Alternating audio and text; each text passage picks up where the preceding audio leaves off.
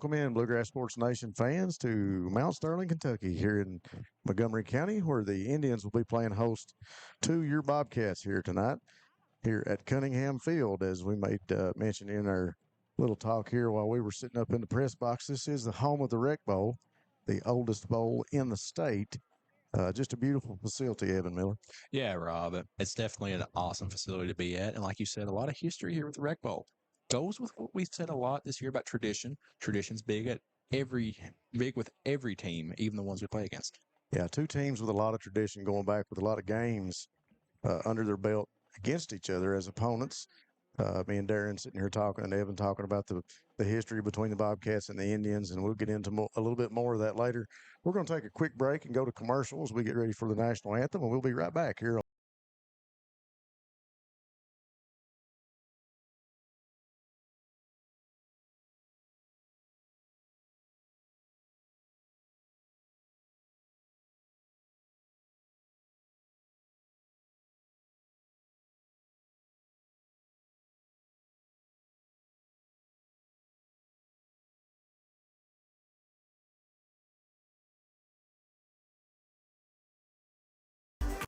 For 100 years, Buckhorn Children and Family Services has been changing lives across Kentucky, providing compassionate care, healing, and hope to families in need.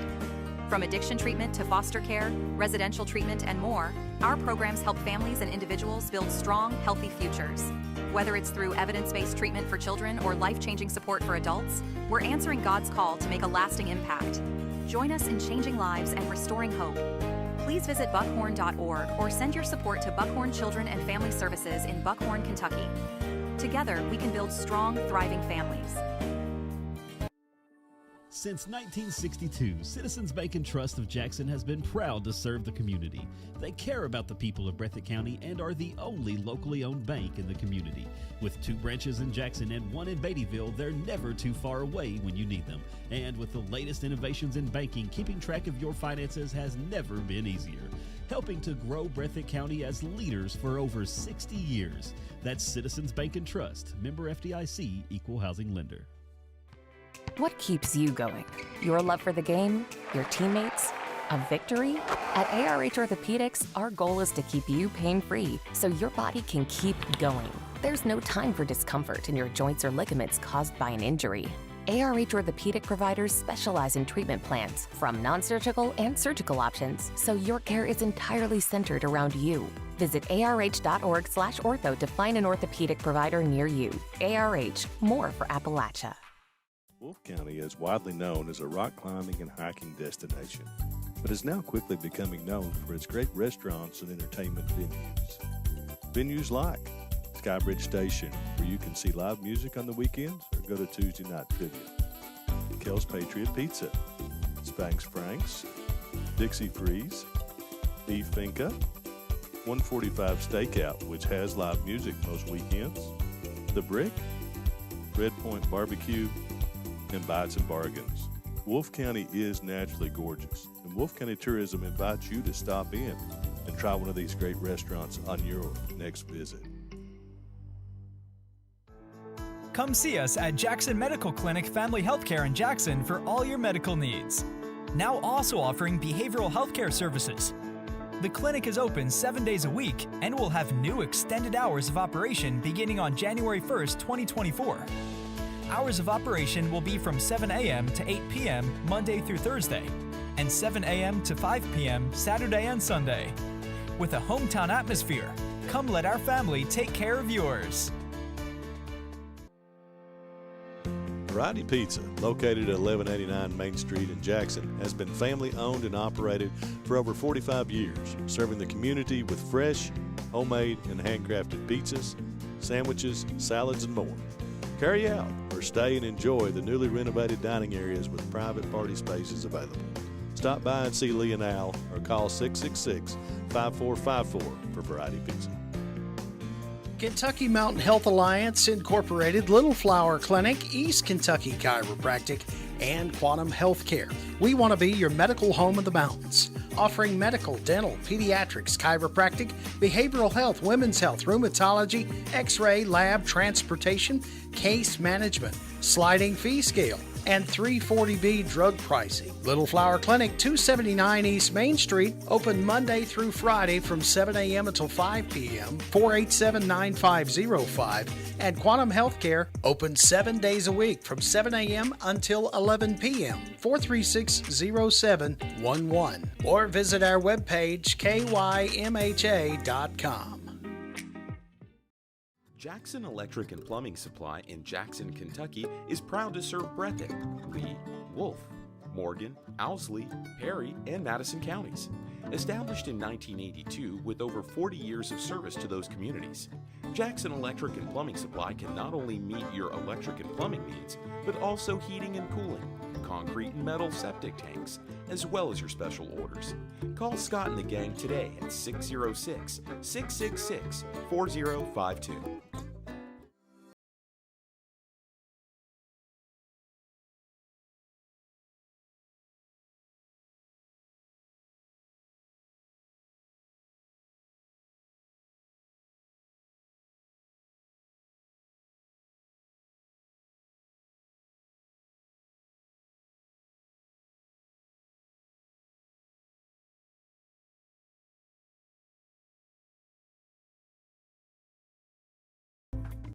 At Hazard Community and Technical College, you are more than just a number. With our low faculty to student ratio, you'll get the personal attention and support you need to succeed. Our dedicated faculty is here to guide you every step of the way, helping you reach your goals in a community that cares. Choose HCTC. We'll never underestimate you. Call us at 606-487-3293 to learn more.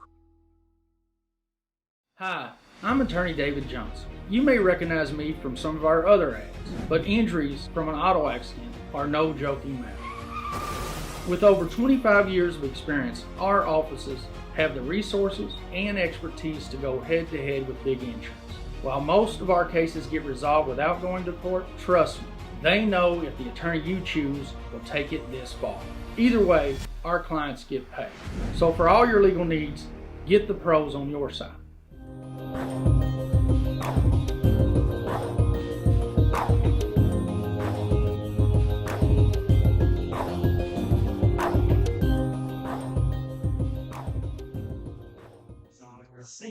Welcome back, folks, to Bluegrass Sports Nation. As Rob, we're close to kickoff, and let's go over our keys to the game, Rob. Yeah, as we get started here, the sun is set here at Cunningham Field, and we'll get things ready to go here in this edition of the Bobcats and the Indians. And we've talked about they've played many times, and the keys here tonight, Evan, we'll start out with Breathitt County. The Bobcats, first and foremost, as we've talked about many times, will look to get the run game started early and be dominant up front on the line, of course, and get Eli and that running back core, Jaden Gibson and Braden Barnett, freed up and into the green grass. Definitely, Rob. I mean, anyone who watched last game now knows that Eli Thomas is a big part for that Bobcat offense. The way to get him going is to get that run game going. The kid had 5 touchdowns last week, 4 through the air, Rob. Yeah. So they need to get him going fast and early. 247 yards on the ground last week. So Eli is definitely going to be a point of impact for the Bobcats here tonight and throughout the rest of the season. Defensively, the Bobcats, once again, we feel like they continually need to grow and need to work on their discipline and on that secondary play in the passing game. Definitely, Rob. And a big factor of that tonight would be getting the pressure going again. Yeah. We saw last week the Bobcat front line with blitzes and whatnot got great pressure on Letcher County and made up for a lot of the secondary injuries that the Bobcats were dealing with. So we looked for that Bobcat defensive line to get going again, Rob. Yeah, a big key to that pressure up front is Sawyer Hall, and he is dressed and back out on the field and going to play tonight.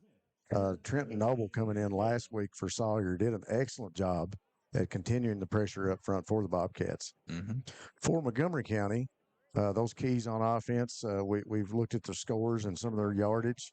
I feel like it's key, Evan, for the Indians, very similar to the Bobcats, to get started early and get some momentum and try to get some points on the board to get their confidence up, to get Kaba in the game early and get him up and down the field. Definitely. Jamin Cobb has been a big player for them so far this year, Rob, but they have lacked a lot in points. So for them to stay in this game with the Bobcats, they should look to get a lot of points here early. Keep it within about Key. Defensively for the Indians, it goes right back to what we talked about with the Bobcats. How do you stop that running game? Definitely, Rob. The Montgomery County Indians really need to make the Bobcats a one-dimensional team. Same way Hazard did. Yeah. Took that run away, made them pass the ball. And once you're a one-dimensional team, you're very easy to predict and know what they're going to do. Well, the Bobcats out at the 50-yard line, and the Indians have met with the coach Caba over here at the sideline, and they will take the field to kick this one off. The Bobcats will be receiving down to our right, and we expect to see Eli Thomas back there. We'll see who is going to join him since Carter Holland will not be playing. Looks like Kylan Combs will be back there. Kylan had a great game last week and filled in for the injured Carter Holland in a lot of those positions. And Kylan, just a young athlete for the Bobcats that does an excellent job. Yeah, Kylan's a great athlete. It's great to see him back on the field after that scary crash he had last year. But Kylan's back out there getting his work in and developing well. We got 12 minutes on the clock. Both teams set. There's the whistle.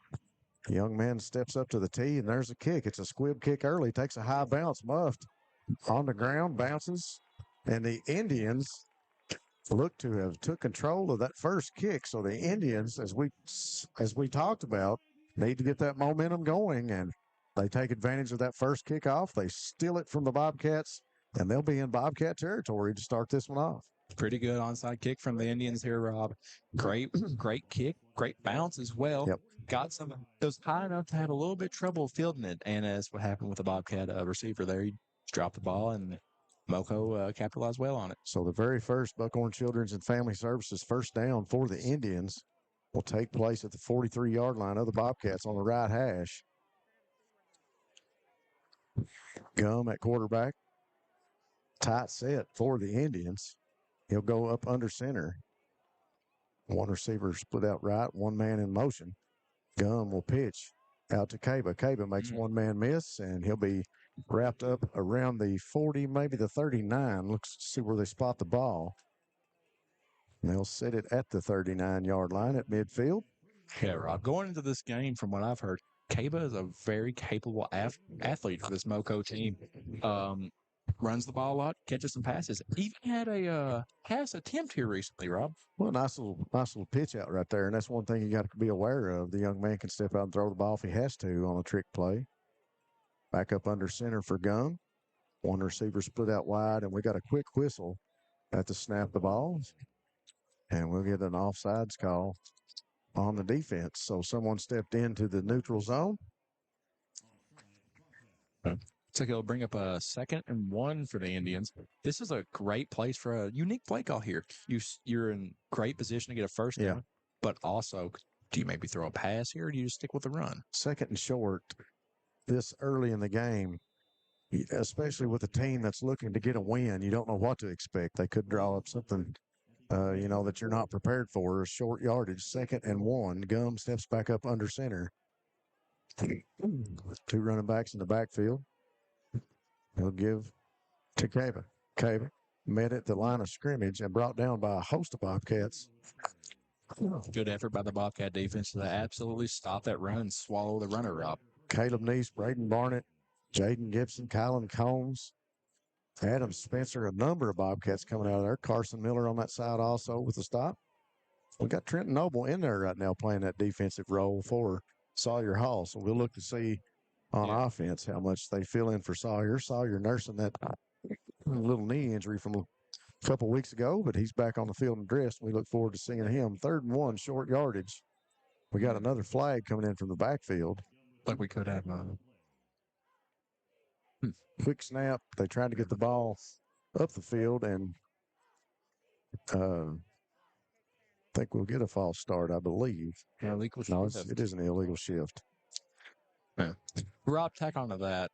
Sawyer Hall nursing that knee injury. I would almost expect him to not get a lot of defensive play tonight and use him primarily on the offensive side of the ball. Well, from a coaching standpoint, to look at who you need going forward in the year, you want Sawyer to heal up because the Bobcats with a good chance to start, getting into district play and winning some ball games and maybe getting some home games there in the playoffs. So you definitely want Sawyer to heal up and be 100% getting ready for the playoffs as we wind down part of the regular season here.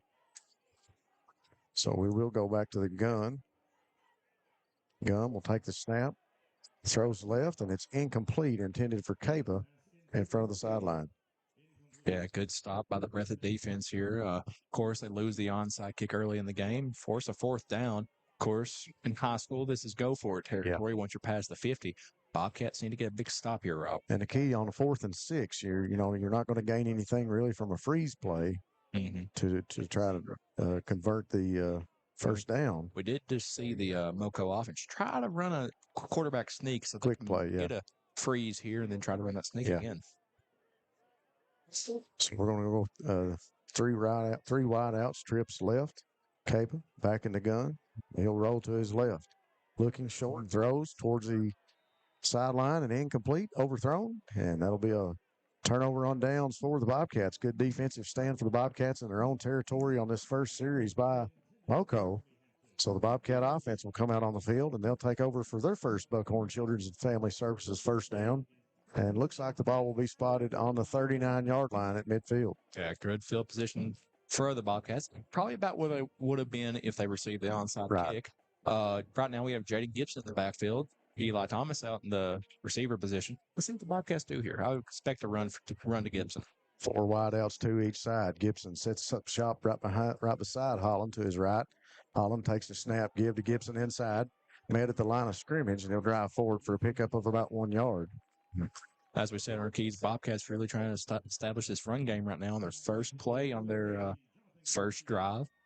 Pretty okay run from Gibson. Gets a few yards. He sees what the defense is trying to do. Well, it's really a hard offense to plan for as a defensive coordinator, especially being in high school with so many running backs that the Bobcats could bring in. This time they'll give to Thomas around the right corner. Thought about changing positions, but he lowers his shoulder. And he thought about the cutback, but he just goes on around the right end, and he'll pick up 2 or 3 more yards. We'll see where they spot it down at. It'll be over on the right hash, I believe. Just shy of the right hash on the 49-yard line. So it's 3rd and 5 for the Bobcats. Yeah, big third down here for the Bobcats, Rob. Spencer and Barker over to the right. Combs here on the left. Holland sits back to throw. He'll throw to his right. And I believe that is Adam Spencer with the reception. Number 7, Cameron Johnson on the reception. Was it? Okay. Yeah. What? Number 0? That's Adam, that was Adam Spencer. That's Adam Spencer. I thought 7, Rob. Spencer with the first down reception. It'll be a Buckhorn and Children's Family Services first down. So we got 2 receivers split out to the right again, 1 to the left. Give back in the backfield to Thomas. He's got an opening. Is it 40, the 35, the 30? And he is going to outrun everybody to the end zone. As we talked about, Eli Thomas gets the ball, finds an opening. Great blocking up front for the Bobcats, and they strike first with 8:39 on the clock. So Thomas finds the end zone on the ground for the Bobcats. Big play, big explosive play for the Bobcats there, Rob. Once again, great ball carrier vision from Thomas. Great blocking by the offensive line to open up that hole. Of course, many offensive line coaches would say he split the waters like Moses on that one. As Eli Thomas just scampered into the end zone. From the looks of it, he could have jogged him there. Really just having to elude tackles. He didn't have anybody really make any contact that time. So Eli able to walk into the end zone on a nice run. Kick is blocked. So Wyatt Spencer's point after is blocked by the Indians, and your score will be 6-0 Bobcats with 8:39 on the clock. We'll be back after this message. Go Time is a locally owned and operated convenience store that has all your wants and needs in one stop. We have everything from quick snacks and cool drinks, a full-service deli, fresh coffee bar, soft-serve ice cream, and milkshakes. Also, make sure to check out our Little Caesars pizzas. Go Time, where the customer always comes first. Refuel your tank, refill your cup, and refresh your taste buds all in one stop at Go Time.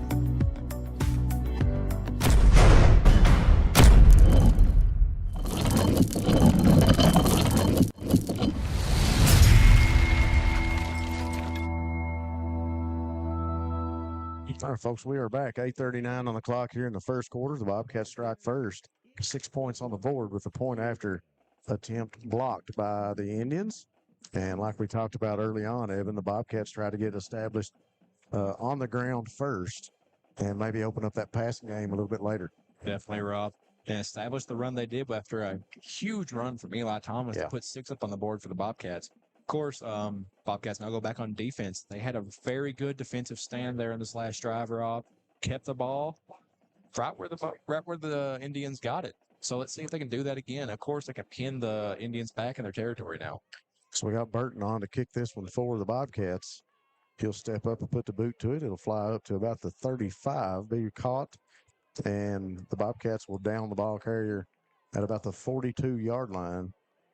So Indians with good field position to start this drive. Another Buckhorn Children's and Family Services first down, as they'll start with 8:32 on the clock at the 42-yard line in their own territory. Got Trenton Noble back out there on defense. And I agree with you on Sawyer. That's one of those positions where somebody shined last week, and you're going to save him some reps. And let's, use him on offense if we need to. But Trenton's doing a good job, so let Sawyer heal up and see how Trenton plays early in this game. Young back under center, 2 receivers, 1 each side in the eye. And he's going to roll out, fake from the tailback. He's going to throw down the field. He's got a man open, and it's caught at the 30. Wow. And Moko is going to make it into the end zone on the first play of the second drive of their offensive session. Breathitt comes up with an explosive play. Moko hits it right back with number 8, Jeremy Hampton on the play, Rob. That brings up the Family Pharmacy touchdown for them as they throw 6 on the board. Could take a lead here with a kick unless they go aggressive, go for 2. Of course, big play. Breathitt sold out on the run on that play, and they paid the price for it. Yeah, Hampton with a big reception for Moko. He was out there open, made the catch, and down the sideline he went into the end zone. So Cable will come on to hold, and looking for the kicker's number. I believe that's 84. That's McBromagen. Hold. The kick is up, and it's good. Moko with her first lead here tonight, 7-6 over the Bobcats with 8:22 on the clock. We'll be back after this message. SEC Auto Sales, located at 1557 Highway 15 South in Jackson, is the fastest growing pre-owned dealership in the area. Whether you're looking for a used or new-to-you vehicle, SEC has you covered. Think you can't get finance? Well, think again. They have the best interest rates available, serving all of Eastern Kentucky. Let them show you an easy buying experience. Come on down and see Jeff, Dwayne, and the rest of the gang. Call 606-272-6888 or visit them online at secautosales.com.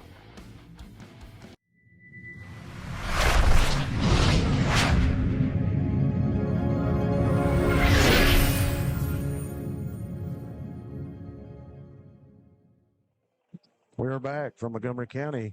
The Indians go up 7-6 over the Bobcats here early in the first quarter, 8:22 on the clock. Indians with a great pass play that time. 1 receiver each side. They line up in an I formation. Gum with a fake in the backfield to the tailback, and he just rolled out to his right and found Hampton there wide open for the reception and the score. Here's the squib kick again. I don't think it covers the 10 yards. And looks like they're going to try that squib kick. They like what they saw on that first attempt that they recovered. But this time it doesn't cover the 10 yards. Bobcat offense will come onto the field.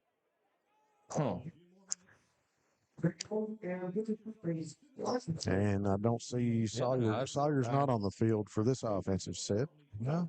Was he in there for the last one? I'm not sure. Yeah. So the Bobcats take over at the 49-yard line in Montgomery County territory. 2 receivers to the right, 1 to the left. Holland waiting on the snap. He'll take it, give to Thomas in the backfield. Sticks a toe up inside, pickup of about 3 yards. Bobcats are going to look to stick with the run here, Rob. Maybe save the passing for passing situations here. Keep it more conservative with the run, especially if Moko can maybe pull another quick scoring play out like that tonight. So Bobcats should look more towards the run. Same set, 2 receivers out to the right, give in the backfield. Lowers the shoulder, drives forward up to about the 44-yard line. Good effort on the Thomas on the run. Good effort on the run there, Rob. He was wrapped up in the backfield. It could have been a big loss here, but he just keeps moving forward to get some positive yards out of it. Eli loses his helmet, so he'll go off for a play. Braden Barnett in the backfield for the Bobcats now. Combs split out to the left. Barker and Spencer out to the right. Holland gets set. Tries to draw the Indians off sides. Doesn't. Comes back in, calls the play, moves Gibson over to the left. Gibson takes the carry, bounces off a couple of defenders, and maybe falling forward for a pickup of 1 yard. Yeah. Brings up a big fourth down here in the Indian territory. Looks like the Moco defense brought a good amount of pressure on that play, Rob. Well, that momentum from that touchdown score and that wide open pass and run by Hampton has turned over to the defense. That momentum is carrying over here for them as they're able to put the Bobcats in a fourth down attempt, and it's caught right at the stick. So I think that'll be a first down. Will depend on the spot here, Rob. Spencer with a good catch. Yep. And that will be a Buckhorn Children's and Family Services first down for the Bobcats. Really good catch by Adam Spencer on the play, Rob. Yep. He was catching it through contact, did a good job, and made sure he got the first down. Hit immediately, and look like they'll be at the 38-yard line over on the right hash. Thomas goes in motion. Yeah. He'll take the ball in the backfield, and Caba there to mess it up. Fumble. Thomas, ball knocked loose, and I think Eli was able to fall on it. Good play by Caba there, Rob, to come down and tackle Thomas. Of course, with a kind of like a sweet play like that where you fake the zone, a lot of defenders can get caught up in that zone play, but Caba did a really good job of reading that coming down, holding up Thomas a little bit for that tackle. Almost very costly for the Bobcats. Thomas fumbles on the play. Back and forth we go with a momentum swing. Bobcats convert on fourth down, and then Montgomery County with a tackle for a big loss. 2nd and 15 now for the Cats. Holland going to be flushed out of the pocket, rolls out to his left, looking. He's going to hold on to it, and he gets up to about the 40, makes one defender miss, and he'll go out at about the 34-yard line. I think they'll mark it at the 35. So pick up a few yards. Good run from Holland there, Rob. But great awareness as well to know good vision. To give up the pass and go for the run. So 3rd and 6 for the Bobcats. Combs will come out to the left at receiver. Spencer and Barker out to the right. Thomas still in the backfield. Gibson up at the H-back. Holland takes the snap, give in the backfield. No, he'll keep it. Fakes to Thomas, rolls out, throws to Gibson. Gibson lowers his shoulder and falls forward for the first down, I believe. Yeah, looks like he had enough for that one. Good catch. Good catch and throw. Oh, there's a flag. We do have a flag here on the left side of the field. It's right at that line of scrimmage, too. Really close. Could be a hold or could be a hold or hands. Could be anything.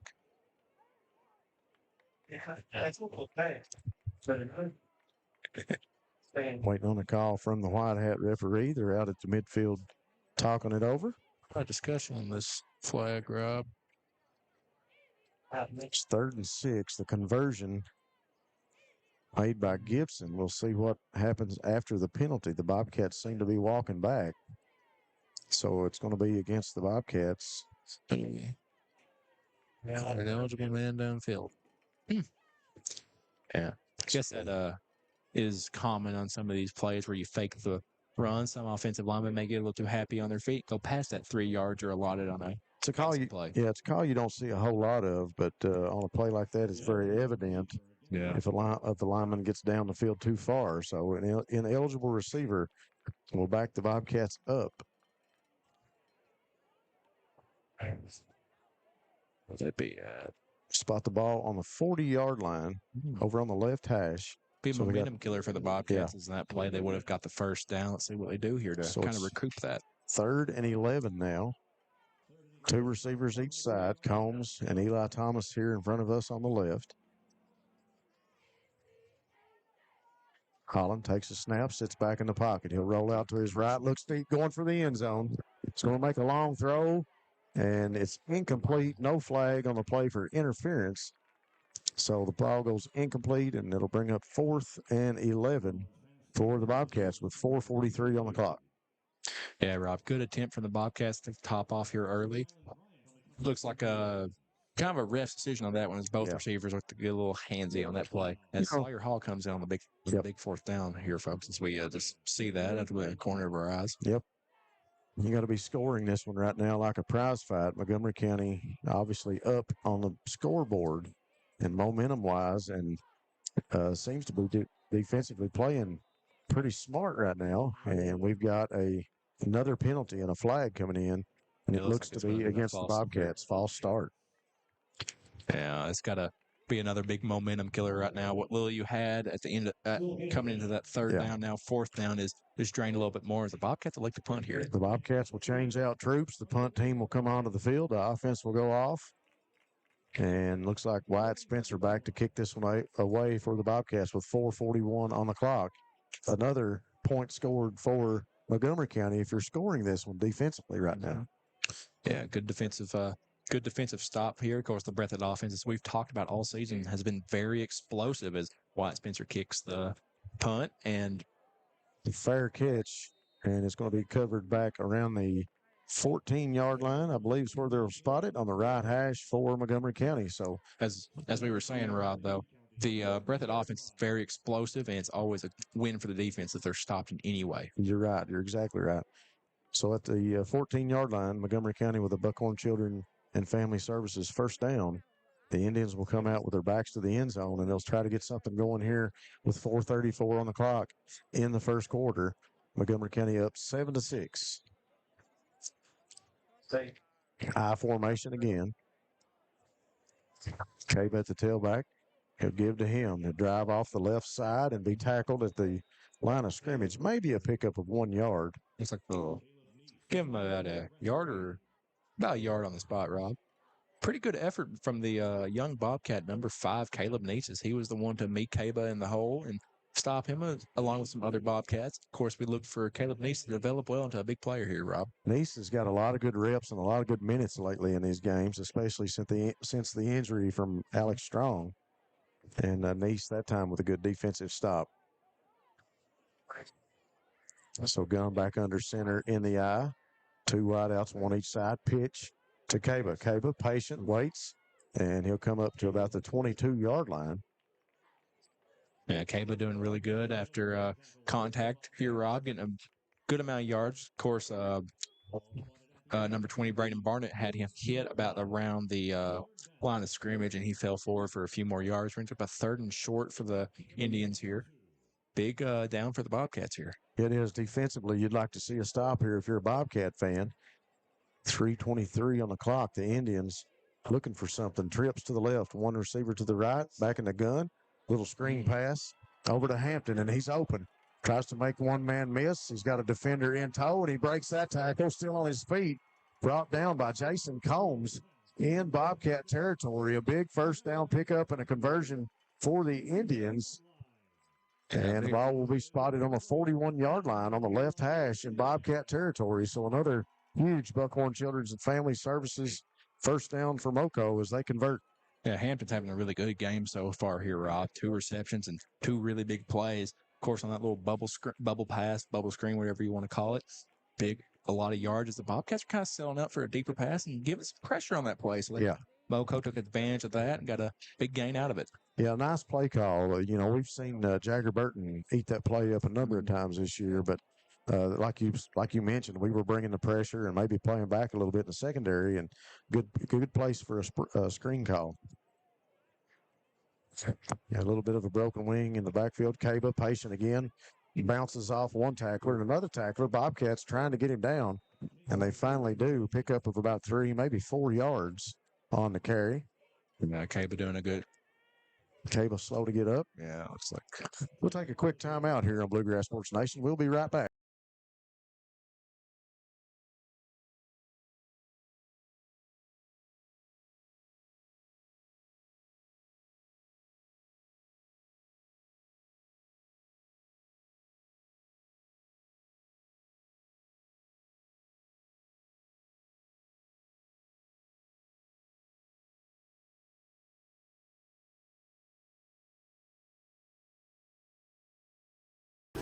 For 100 years, Buckhorn Children and Family Services has been changing lives across Kentucky, providing compassionate care, healing, and hope to families in need.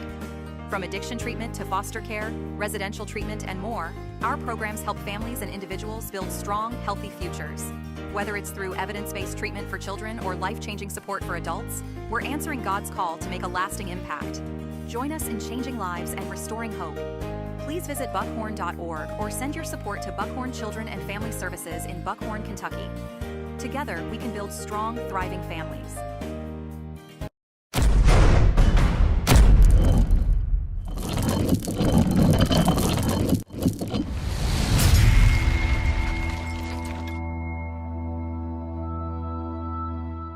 All right, folks, we are back. Cava coming off the field, being helped off. Be a big loss for Moko. We'll see if he's able to come back into the game. He's got both ankles taped pretty heavy, and like you made mention, Evan, you see that in high school football a lot with a player that is, predominantly their offense, and you're looked at it a lot, and so he's going to come off the sideline and be checked out. Moko back in the bone. They'll give in the backfield, met immediately and tackled. Maybe a pickup of a yard. We'll see who the running back was this time.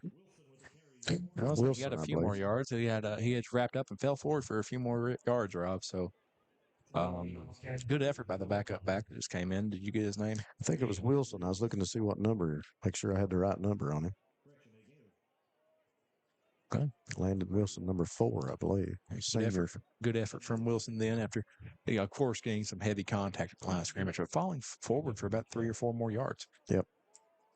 1:53 on the clock. Moko up 7-6, 1-point lead for the Indians. Back into the I formation, one wide out each side for Montgomery County. Give up the middle.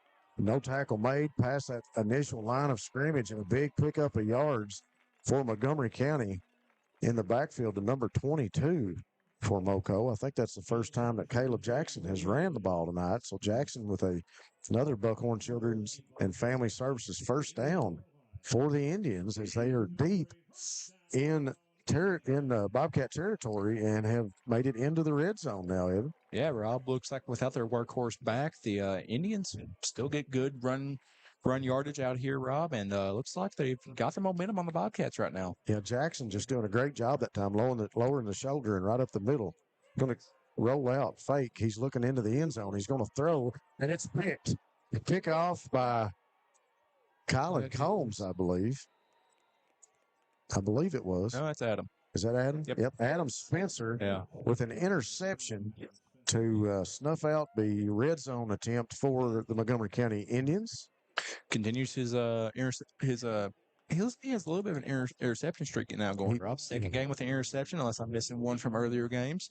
Adam Spencer has developed great good safety for the Bobcats. Well, he is just anywhere there's a play to be made, you can count on Adam to be there. He's back on offense for the Bobcats, too. The Bobcats come in, get set, 2 receivers stacked just to the inside. Now, fake. Going to step back, throw in the pocket, and he's got Combs downfield, and he's open, and he makes the catch. And he's at the 20, the 15, the 10, and Jason Combs rolls into the end zone for the Bobcats. Bobcats right. 50 seconds on the clock. Bobcats ride well with the momentum. Have a little bit of a trick play here, Rob, as they fake a double jet run here, and they just find number 11, Jason Combs, wide open down the field. Great catch by him as he runs to the end zone. Brings up a one-play scoring drive for the Bobcats, and just great way to respond after 2 drives or a drive without a score and a punt, and then you have the Indians into your red area, and you get a good pick, and you ride the momentum well off of it. Well, like I mentioned just a few minutes ago, back and forth we go with the momentum, and that interception by Adam Spencer sets up the pass by Miles Holland to Jason Combs. The Bobcats in the Wildcat heavy set. And we'll get a quick timeout on the Bobcat sideline. We'll take it with them here on Bluegrass Sports Nation. We'll be right back. What keeps you going? Your love for the game? Your teammates? A victory? At ARH Orthopedics, our goal is to keep you pain-free so your body can keep going. There's no time for discomfort in your joints or ligaments caused by an injury. ARH Orthopedic providers specialize in treatment plans, from non-surgical and surgical options, so your care is entirely centered around you. Visit arh.org/ortho to find an orthopedic provider near you. ARH, more for Appalachia. All right, folks, we are back. Thanks to our sponsors again, Appalachian Regional Healthcare, more health, more care. ARH is more for Appalachia. Citizens Bank and Trust Company of Jackson, serving the financial needs of Breathitt County. And HCTC, they will keep you on your path to success. Give Hazard Community College a call at 606-487-3293. The Bobcats in the Wildcat formation, Gibson and Barnett in the backfield, snap to Gibson. Follows his blockers, Nice. and into the end zone goes Jaden Gibson for the 2-point conversion, and that will make your score 14-7 with 50 seconds on the clock.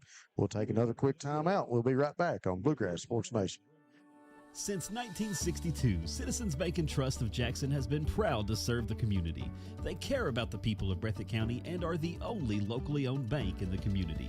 With 2 branches in Jackson and 1 in Beattyville, they're never too far away when you need them. And with the latest innovations in banking, keeping track of your finances has never been easier. Helping to grow Breathitt County as leaders for over 60 years. That's Citizens Bank and Trust, member FDIC, equal housing lender.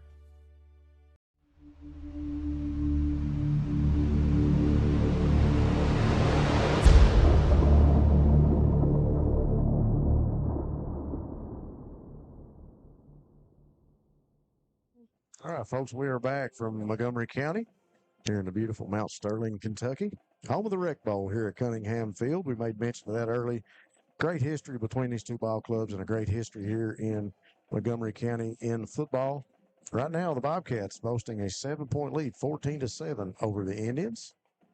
And Wyatt Spencer will come out and set the ball on the tee. Yeah, Wyatt Spencer right here, Rob. I expect almost a squibber onside kick. Bobcats wanting to take advantage of the momentum they have right now, but maybe get the ball back right as soon as they score it. Well, a big defensive play by Brother Adams set up that touchdown. So we'll see if the momentum continues to flow in the way of Breathitt County. Squib kick, it makes the 10 yards, and it's covered up. I believe Wyatt's up. So who was that covered it? The Bobcats with the squib kick covered at the 44-yard line. No, it looks like number 8.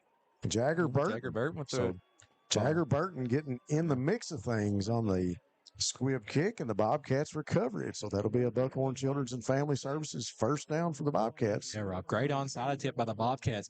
The MoCo receiving team really wasn't expecting that. You could see a lot of them were starting to peel back and protect, like expecting a deeper kick or a squib kick, like you might see, but the onside was a perfect call there. It was wide open for the Bobcats to cover that one, and here we go offensively. They give to Thomas around the right corner. He's looking for the sideline, lowers the shoulder. Pickup of about 7 yards for Eli Thomas.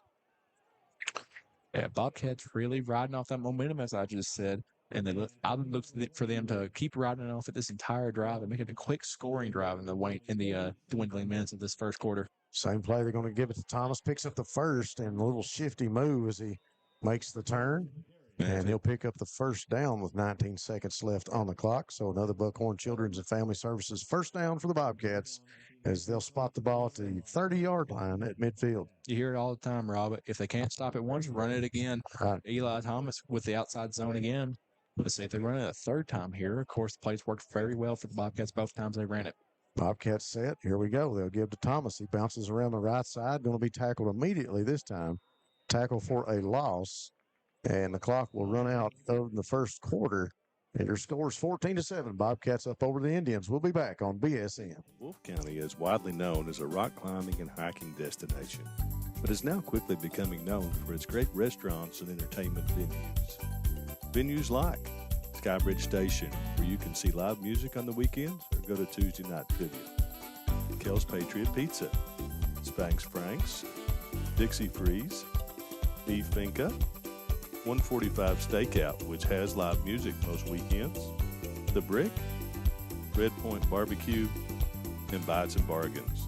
Wolfe County is naturally gorgeous, and Wolfe County Tourism invites you to stop in and try one of these great restaurants on your next visit.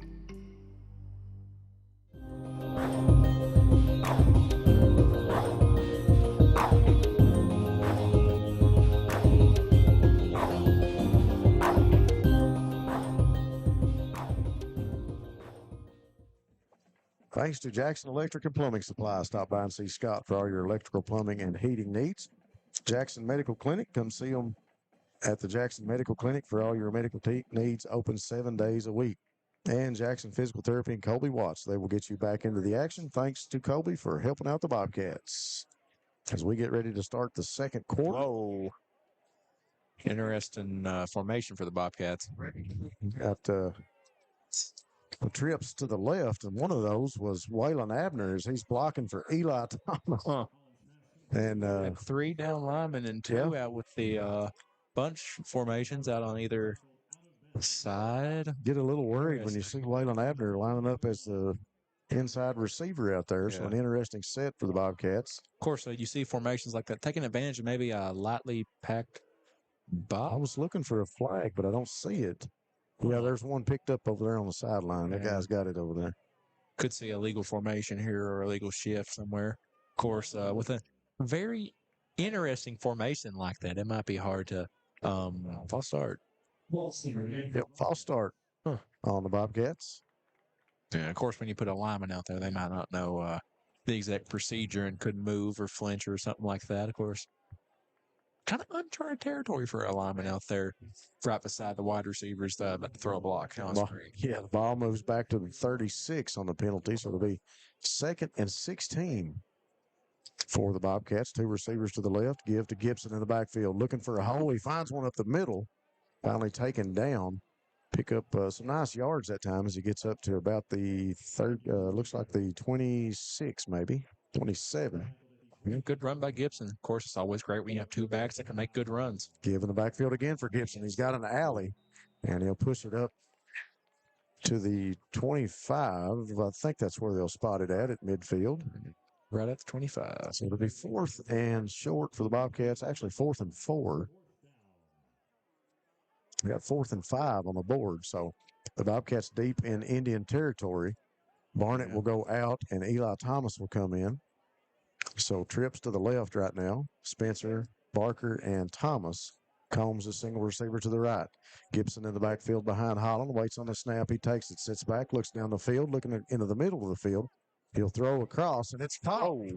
And I think that is Barker makes a nice reception for the Buckhorn Children and Family Services. First down for the Bobcats as they'll get it inside the 10. Austin Barker's really stepped up so far, Rob, of course, with their lead receiver, John Carter Hollow, being out. Austin Barker's done a great job stepping into that role.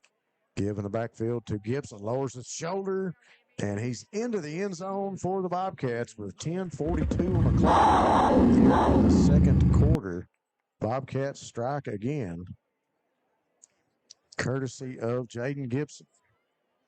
The Bobcat offense really taking advantage of the momentum they gained from the last drive, and of course got with the onside kick, Rob. Just a good drive all around. Great play calling as well. Yeah. Got a good mix of passing and running here, and just knowing.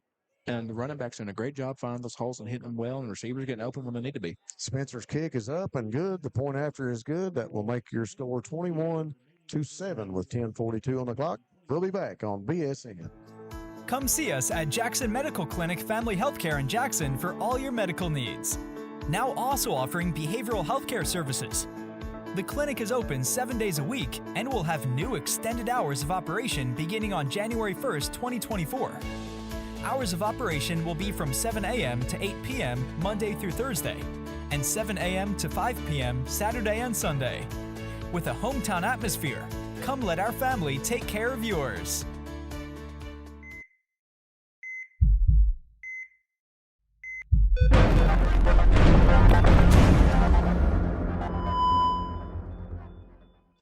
Thanks to Kentucky Mountain Health Alliance and the Little Flower Clinic. Stop by the Little Flower Clinic, everyone's medical home in the mountains. Law Office of David A. Johnson with offices in Hazard and Jackson. People's Bank of Jackson working together to build success. And SEC Auto Sales, the fastest growing pre-owned dealership in the area. The Bobcats and Wyatt Spencer once again setting the ball on the tee for the kickoff. If you're the Montgomery County, you got to be prepared for the onside kick again. Definitely, Evan. Rob. And I think if you're Breathitt County, you might go for the squib here as the Montgomery County receiving team might sell out on the onside. Maybe get a good bounce on it. We'll see how Wyatt puts a toe to it. If it does, it takes a good bounce, hops, and going to be picked up around the 35. He'll fall forward to about the 37. Yeah, too much of a hop there as it kind of scamper back into that second level of the receiving team. Yep. So the Montgomery County Indians will get another Buckhorn Children's and Family Services first down. Ball spotted. I was incorrect on that. It's only at the 30. No, they're going to move it to midfield now. And it's going to be at the 38-yard line. Montgomery County will take over on offense, and 10:36 on the clock here in the first half. We'll see what they can do in this offensive series. Yeah, Rob, last time we saw the Breathitt County defense out here, they had trouble stopping the run and got a little lucky with a bad pass and Adam Spencer receiving it for an interception. Let's see if they can kind of tighten up here and do a good job stopping the run. Two receivers each side for Gum. He'll take the snap, give in the backfield, and he's going to be tackled immediately. Looked like Caleb Neese may be in there again. We'll see who rolls out of the pile. Looks like couldn't tell who came out there. Noble, Braden Barnett may got in on it. I think Neese came around near the tail end of that tackle. So, as we were saying, a good stop for the run so far here, Rob. See if the Bobcat defense can kind of reciprocate that this next few plays. Ball sitting just shy of the 38-yard line now at midfield. Second, we'll call it 10. So, pickup of no yards. High formation again for Gums. He goes under center, turns. Going to give to the tailback and try to bounce it out the right side. He does. He makes one man miss. Going to be tackled up around the 45-yard line.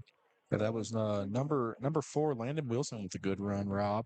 Of course, looks like the Indians, if they can't hit it at the inside, they will gladly take the outside. They did it for a big game here. It brings up a third and manageable for them. Well, as a 5A team, they are a senior-heavy team. They've got a lot of seniors and a lot of juniors on this club, so a lot of experience for the Indians.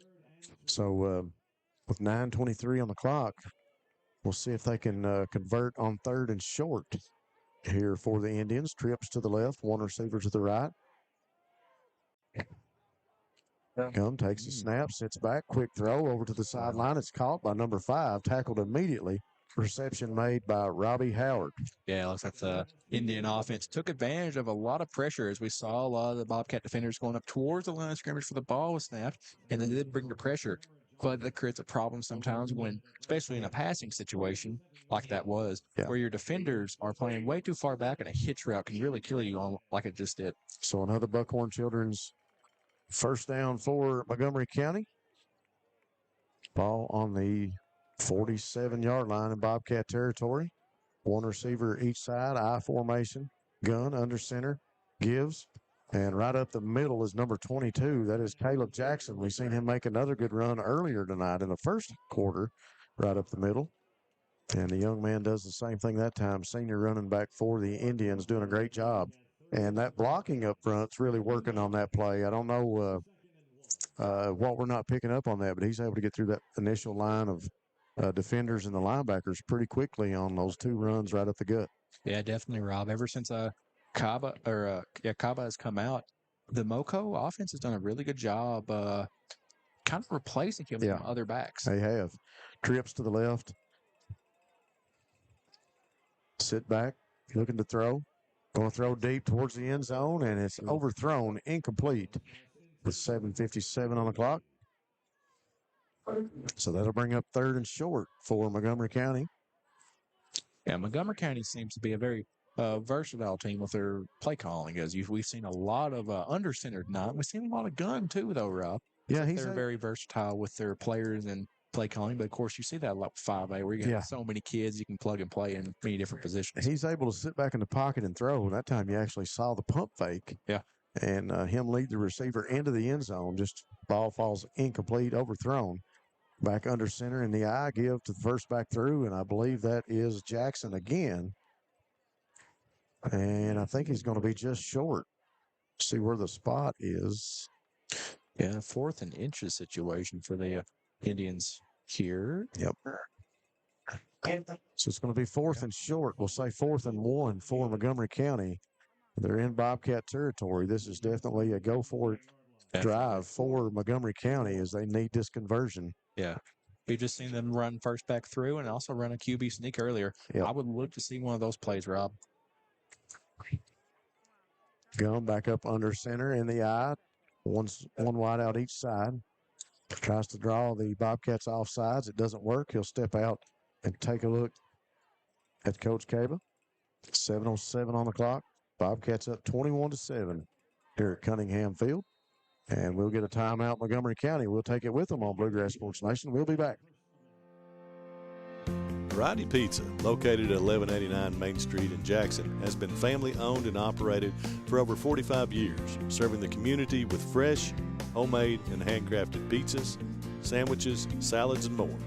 Carry out or stay and enjoy the newly renovated dining areas with private party spaces available. Stop by and see Lee and Al or call 666-5454 for Variety Pizza. All right, folks, we are back. A couple of scores courtesy of our great producer, Darren Back. Lawrence County 21, Letcher 14 in the second quarter. And Perry County 18, Paris 7, also in the second quarter, in a couple of games going on there in the mountains. Looks like some big games in our coverage area too, Rob, as we cover those two teams as well. Yeah, Letcher trying to get back on the winning streak after that game last week. The Bobcats won. We'll see how they continue to do against Lawrence County. 7:01 on the clock here. We appreciate our sponsors. Once again, thanks to Variety Pizza, your home for the best pizza in Jackson. And Wolfe County Tourism. Wolfe County is naturally gorgeous. So Montgomery County back to the line of scrimmage in a quarterback sneak. And it looks to me like they would have got it, but I see a flag on the play, maybe a false start Montgomery County. Or maybe even a offsides here. Of course, in like a situation like this, you see it a lot, especially like even in levels like the NFL. If you push, you see a lot of guys get offside. It's just how they're lined up. So a 5-yard penalty for Montgomery County. Repeat the fourth down, and it'll move it back. So it'll be 4th and 6 with 7 minutes on the clock. 21-7 your score. Bobcats up. Yeah, Rob. Barring that one interception earlier, the Moco op, never mind, they opt to punt. Yep, they will opt to punt, and the Bobcats back to receive. I thought Adam Spencer was going to stay back there. Yeah, they're going to Gum. I believe Gum is back to punt. He's also the quarterback, so look for a fake of some kind. But no, he'll put the boot to it, a high punt, and it will fall out of bounds. Let's see where they spot this one at. Mr. Referee going to walk up to about the 24-yard line. So the ball will be spotted for the Bobcats on the Buckhorn Children's and Family Services first down.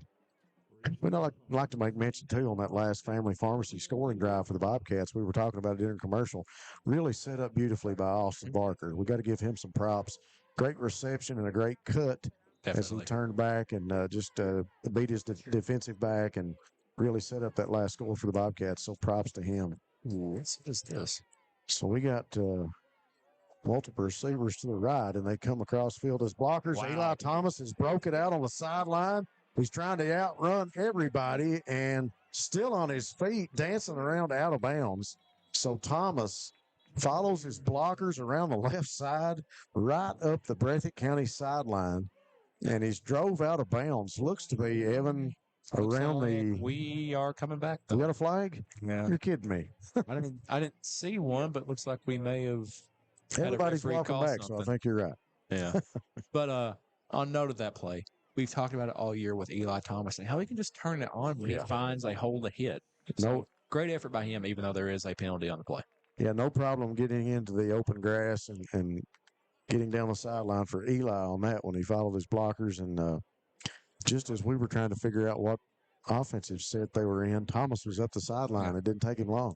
A very interesting offensive set. I think in my playing time, we may have called that something along the lines of Cobra or Boa or something like that. Of course, with calling something like Boa, you expect Boa constricts, so all your receivers are down in their tight. Kylan Combs in at a receiver. Quick throw to Jason Combs, caught, and it'll go incomplete as he drops the pass on the tackle. Yeah, Combs hit pretty hard, a little slow to get up after that play. It's hard on a receiver when you go to make that catch and you're hit immediately when you make it. So it's going to be 2nd and 14. And Combs, I think he got his breath knocked out of him. He'll step off the field onto the sideline. And Cameron Cohen comes in for him on this play, Rob. Cameron Johnson. Cameron Jones, yeah. Give in the backfield to Colin Combs, loses his footing, and he'll go down.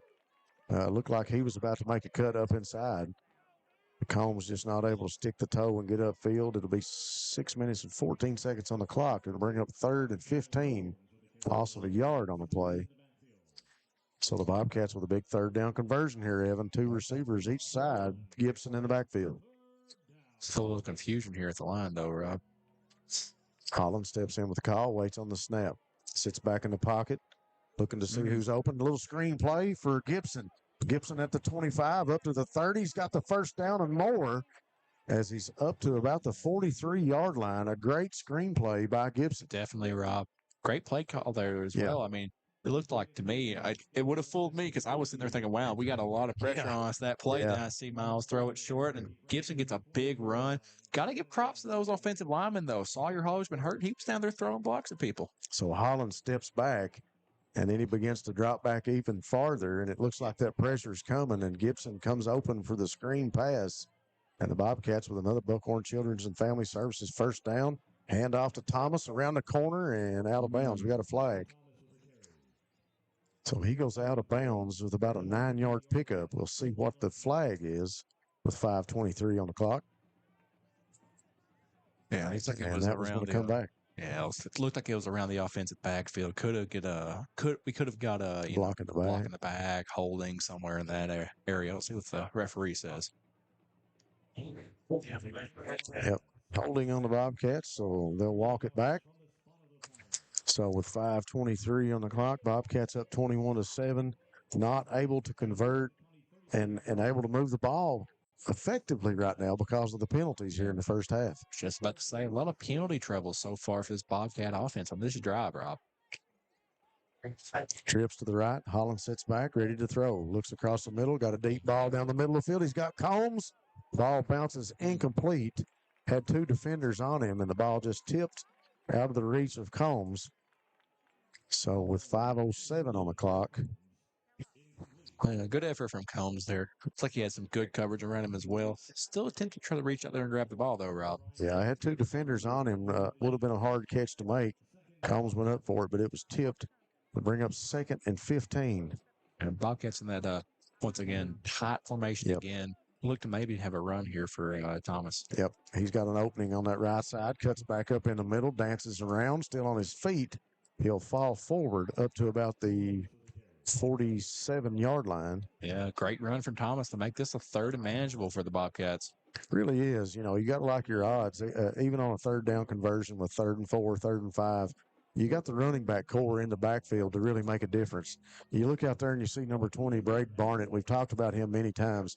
The young man is muscle from head to toe. So if you can get him in there at a blocking back and H-back position, it's really easy to run behind a young man like that. Definitely, Rob. That's where he's at. He's in the wishbone formation as Holland goes under center. Mountain football at its finest. Give to Gibson, breaks a tackle, and he'll fall forward up to about the 49, maybe the 50. It'll be short of the 1st down, but you got to like it. Yeah. When the Bobcats get in that wishbone formation, you know what's coming at you. It's coming right down the gut, so to speak. Definitely, Rob. And looks like the Bobcats are bringing in some extra linemen. Could see another big set here, but let's go back to that last play. Good effort by number 9, Jaden Gibson, to keep his balance. Of course, that tackler blitzed very well, had him wrapped up. Yep. Gibson keeps his balance, falls forward for another yard or 2 instead of a loss. So 4th and 2, Eli Thomas goes out. Heavy set in the backfield at the Wildcat. Gibson going to try to draw him off sides. It doesn't work. Gibson again behind Braden Barnett's got a block, still on his feet, picks up the 1st down, got another flag on the play. So really a good. Looks like the referee might be motioning a chop block situation. Really moving his arm a little bit. Yeah, really a good lead block by Braden out in front of Gibson to pick up the 1st down, but the flag will bring it back. We'll see where they spot it.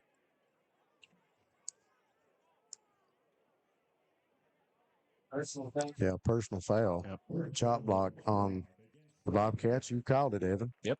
Looked like it was also on the tail end of the play, or the opposite side of the play. Of course, you hate to see something like that happen. You have a big play, big 4th down that you convert, and then something on the back end brings it back. Of course, there's the game of football as the Bobcats elect to punt. A fourth and manageable, and you pick it up, and you've got it, and now you're faced with fourth and long. Looks like about 4th and 15, 4th and 16 for the Bobcats, and they will bring the punt team on, and Wyatt Spencer sitting back right around the 20-yard line to kick this one away for the Bobcats. Here's the snap. Wyatt handles it, and the kick is away. It'll land at the 45 and take a Bobcat bounce back to the 30. The young man still on his feet, changes position, and tackled by Kylan Combs by the Bobcats right at the 36, maybe the 37-yard line. Yeah, ball took a really good Breathitt bounce, and then Breathitt's coverage team did a very good job getting there and keeping the receiver from the return man from doing any more damage. Thanks again to our sponsors, Dr. Stephen Howard Chiropractic. If you've been injured, give Dr. Howard a call. Hutch Automotive and Tire Works, your home in Jackson for CarQuest Auto Parts. And Jiffy Mart, get in and out in a jiffy with gas, groceries, and a great meat department. And Rose Brothers Department Store, the locations in Jackson and Betaville. Trips to the right for Montgomery County. Gum, waits, gives, up the middle. Plenty of opening there for Jackson again as he's tackled by Jaden Gibson after the carry. Yeah, it looks like Montgomery tried to go for the draw call there, but it just didn't work out. Of course, Montgomery's had some success in the pass game, but I don't think enough to warrant a draw call yet, Rob. We'll say a pickup of 3 yards. Yeah, the draw call maybe a little early on them. Not enough opening, and maybe a good play call. Yeah. On a short yardage situation at this point, but Gum gets back. Going to throw short over to the sideline to number 5. That reception made by Robbie Howard as he goes out of bounds. Right at the 45. Looks like he's where he's gone out, Rob. No? Looks like we'll spot him at the 44-yard line. 44 on the left hash, Montgomery County. And quarterback Gum will come in with the play call. Yep, a third and manageable situation for the Indians, Rob. They've been able to pick up a couple of third down conversions here. We'll see what they do on this one. Trips to the right for the Indians. One receiver to the left. Gum waits on the snap. He'll take it. Draw again. Give in the backfield to Jackson, and he's going to be wrapped up right around the 45-yard line. So a pickup of maybe 1 or 2 yards. Yeah, the Montgomery County looking to take advantage a little bit of that success they had in the pass game. Of course, doesn't work out. The Bobcats defend that run very well.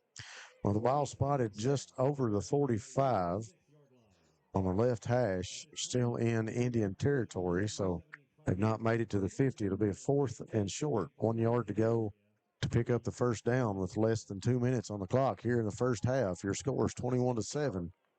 Yeah, looks like Montgomery County may be trying to kill a little bit of time here just in case they don't get this first down. Exactly right. And smart clock management by Coach Kaba, and he'll take a timeout, and we'll take it with him on Bluegrass Sports Nation. We'll be back. Kentucky Mountain Health Alliance Incorporated, Little Flower Clinic, East Kentucky Chiropractic, and Quantum Healthcare.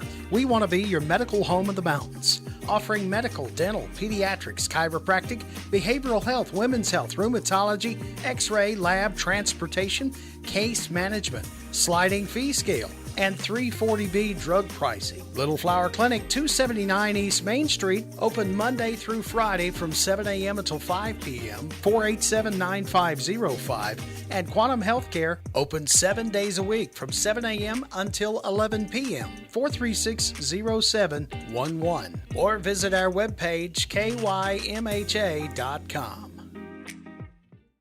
All right, folks, we are back from Montgomery County, 1:44 on the clock. Bobcats up 21-7.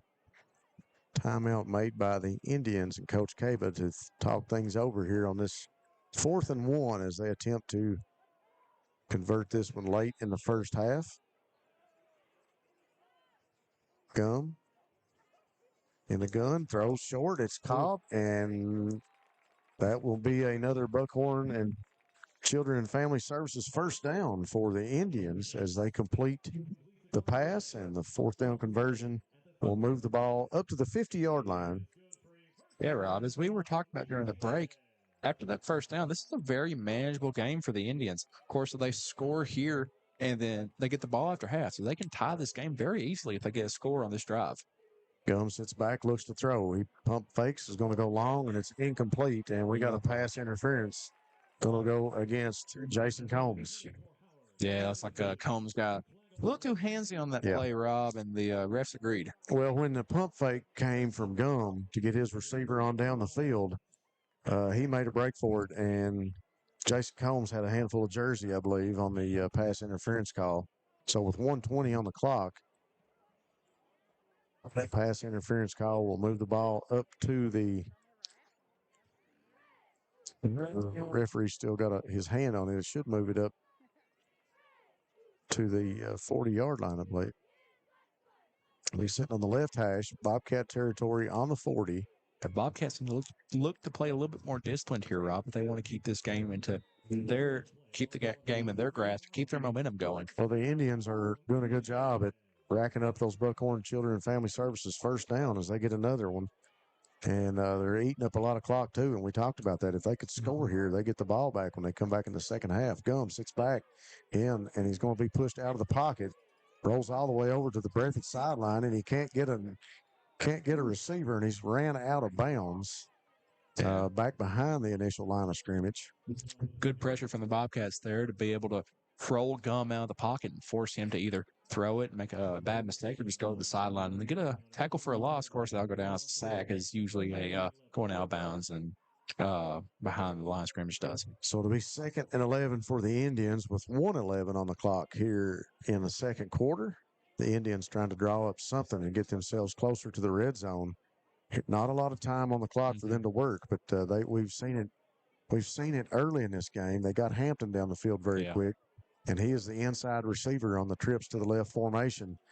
Gum back in the gun. He'll take the snap, throws quick over to the right sideline again, and the receiver makes the man miss up the sideline. Adam Spencer there to trip him up, and that was number 5 on the reception. Robbie Howard, the senior receiver, makes the catch. Adam Spencer there to stop the touchdown, and the ball spotted on the 14-yard line. Another Buckhorn Children and Family Services first down for the Indians. Trips to the left. Gum set to go quick. Give up the middle to Jackson, and he'll roll forward, tripped up by Gibson. Yeah, that's a better play call for the draw there, Rob, as Montgomery County calls a timeout as they were running the pass a lot, so a draw there is really good. We'll take a break here. Jackson Electric and Plumbing Supply in Jackson, Kentucky is proud to serve Breathitt, Lee, Wolf, Morgan, Owsley, Perry, and Madison counties. Established in 1982 with over 40 years of service to those communities, Jackson Electric and Plumbing Supply can not only meet your electric and plumbing needs, but also heating and cooling, concrete and metal septic tanks, as well as your special orders. Call Scott and the gang today at 606-666-4052. Thanks again to our sponsors here in this game between the Indians and the Bobcats. We couldn't do it without our fine sponsor list. We want to say thanks again to Dr. Stephen Howard Chiropractic. If you've been injured, give Dr. Howard a call. Also to Hutch Automotive and Tire Works, your home for CarQuest Auto Parts in Jackson. Jiffy Mart, get in and out in a jiffy with gas, groceries, and a great meat department. And also Rose Brothers Department Stores with locations in Jackson and Betaville. Montgomery County now trips to the left. Gum back in the gun. He'll sit back in the pocket, throws towards the end zone and knocked loose, incomplete. And we got another pass interference call, I believe, on Cameron Johnson, I believe. And if that's the case, that'll bring up a first down for them, and they'll be sitting on about the 4-yard line, I believe. Yeah, Rob, this kind of continues our discussion from the offensive drive where penalty troubles really hurt the Bobcats, especially in this defensive drive where 2 big penalties have brought Moco into scoring position. Well, we talked about disciplined football many times in calling games, and right now the Bobcats penalties and are just eating them up and giving Montgomery County one opportunity after another. Rob. Just a quick update. I'm pretty sure the referee called that a holding call. Did he call holding? Pass interference. All right. So we still results in a first down for Montgomery County, and it's 1st and goal on the 6-yard line. 48 seconds on the clock. Trips to the left again for Gum. Jackson in the backfield, one receiver to the right. He gives to Jackson. Jackson, no, play action into the end zone and caught by the Indians number 4, Landon Wilson, with a reception with 43 seconds. Yeah, Rob, very good, well put together drive from the Moco Indians. They took advantage of a lot of the Bobcats' troubles here on this drive. Of course, as we were talking about a lot this drive, Montgomery County just kept themselves in this game. They've now made it a one possession game if they make this kick, and they get the ball out of half. So young man on to kick the extra point, number 84, Austin Brummagem. The hold is not a good hold, and the kick is blocked. I don't know if it was a bad snap, but we didn't get a hold on it, and the kick is no good. That'll make your score 21-13. We'll take a quick break. Be back on Bluegrass Sports Nation.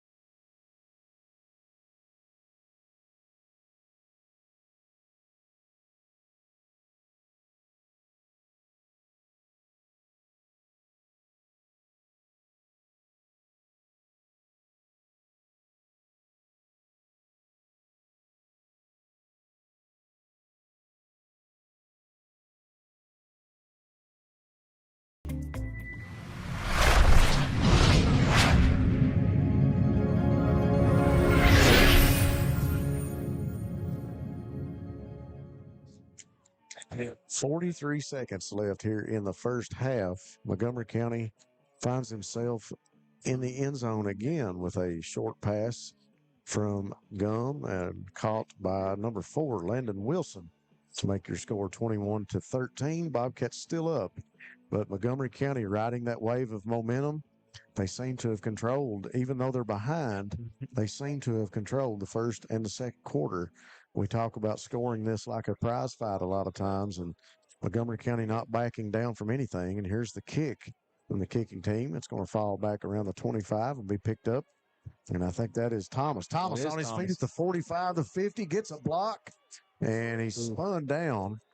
Tackled at about the 42, right in front of the Breathitt sideline. So I believe that was the kicker that made the tackle as well, Rob, as he comes in there and saves a big play for the Bobcats, which they so desperately need right now. I'm not for sure if you want to kick anywhere around Eli Thomas, if that's the area that the kicker meant to send it. But looks like it may have been an attempted squib kick, but it just got to that place in between the third and second level where Thomas could come up and get it. So 2 receivers each side for Holland. He'll take the snap, set back in the pocket. Good blocking up front. Wide open as Barker makes the catch for the Buckhorn Children's and Family Services. First down for the Bobcats. That'll stop the clock with 23 seconds, 21-13. Your score, Bobcats trying to get into the red zone with another first down. Ball spotted just shy of the 20. Going to be set back, looks like about the 22. Am I correct on that one? Holland takes a snap, short throw to the screen. Screen play, caught, and still on his feet. I think that's Adam Spencer, I believe. So Spencer with a nice reception and carry. And that'll move the ball up to about the 14, I believe. Bobcats come up, get set quickly. 17 seconds on the clock now. Holland makes the call. 2 receivers each side. Gibson in the backfield. He'll take the carry inside and drive it forward. And he'll fall forward for maybe the first down, but the Bobcats will take a timeout with 14 seconds on the clock. We'll take it with them, and we'll be back on BSN. At Hazard Community and Technical College, you are more than just a number. With our low faculty to student ratio, you'll get the personal attention and support you need to succeed. Our dedicated faculty is here to guide you every step of the way, helping you reach your goals in a community that cares. Choose HCTC. We'll never underestimate you. Call us at 606-487-3293 to learn more. 14 seconds left on the clock here in the first half. 21-13 your score. Bobcats up, and we gave all that momentum to Montgomery County, and it looked like they were going to take a score into the halftime session, but the Bobcats back down the field quickly, courtesy of a catch by Austin Barker, and also a nice kickoff return by Eli Thomas. Bobcats get set, 2 receivers each side. Gibson in the backfield just to the right of Holland. Holland sits back, got a man crossing the end zone. Holland going to keep it. No, he's going to throw and intended for the corner of the end zone. Pass will be incomplete. So to bring up 2nd and 10 with 7.8 on the clock. Yeah, of course, here, Rob, Bobcats have done a very good job getting the ball down the field, but now they only have 7 seconds left in this quarter. Let's see if they can get anything out of this great drive. Well, the ball looks to be sitting on the 11-yard line, so just shy of the 10 on the left hash. Bobcats come out to get set. 2 receivers each side. Gibson beside Holland. Holland waiting on the snap. He'll sit back in the pocket. He's going to throw across the middle of the field. Barker makes the catch in the end zone. 3.5 seconds on the clock. Austin Barker with a nice reception as he finds pay dirt with the pass for Miles Holland. Yeah, Austin Barker has done, as we talked about it earlier, has done very well picking up the slack that John Carter Holland has left behind during his injury. He did a great job with the catch, getting out of bounds, putting the Bobcats in great position to score, and he caught the touchdown, Rob. Austin Barker is looking to be a great receiver for the Breathitt County Bobcats the rest of the season. He really is. He's came on strong and made the most out of his minutes on the field, and he was streaking across the end zone and makes that catch. Point after is up, and it is good by Wyatt Spencer. And that will make your score 28-13 with 3 seconds left on the clock. We'll take a quick break and be back. Since 1962, Citizens Bank and Trust of Jackson has been proud to serve the community. They care about the people of Breathitt County and are the only locally owned bank in the community. With 2 branches in Jackson and 1 in Beattyville, they're never too far away when you need them. And with the latest innovations in banking, keeping track of your finances has never been easier. Helping to grow Breathitt County as leaders for over 60 years. That's Citizens Bank and Trust, member FDIC, equal housing lender.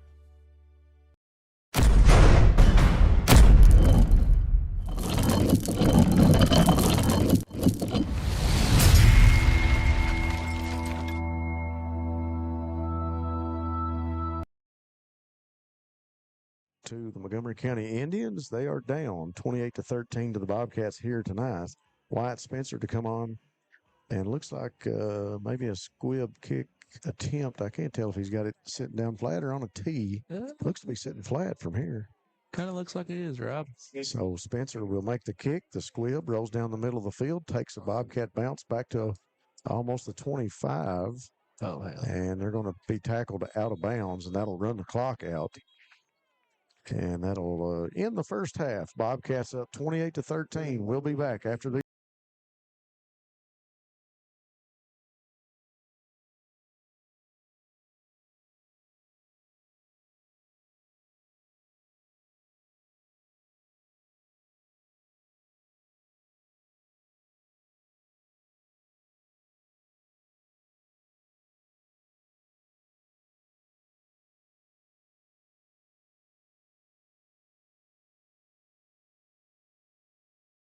For 100 years, Buckhorn Children and Family Services has been changing lives across Kentucky, providing compassionate care, healing, and hope to families in need.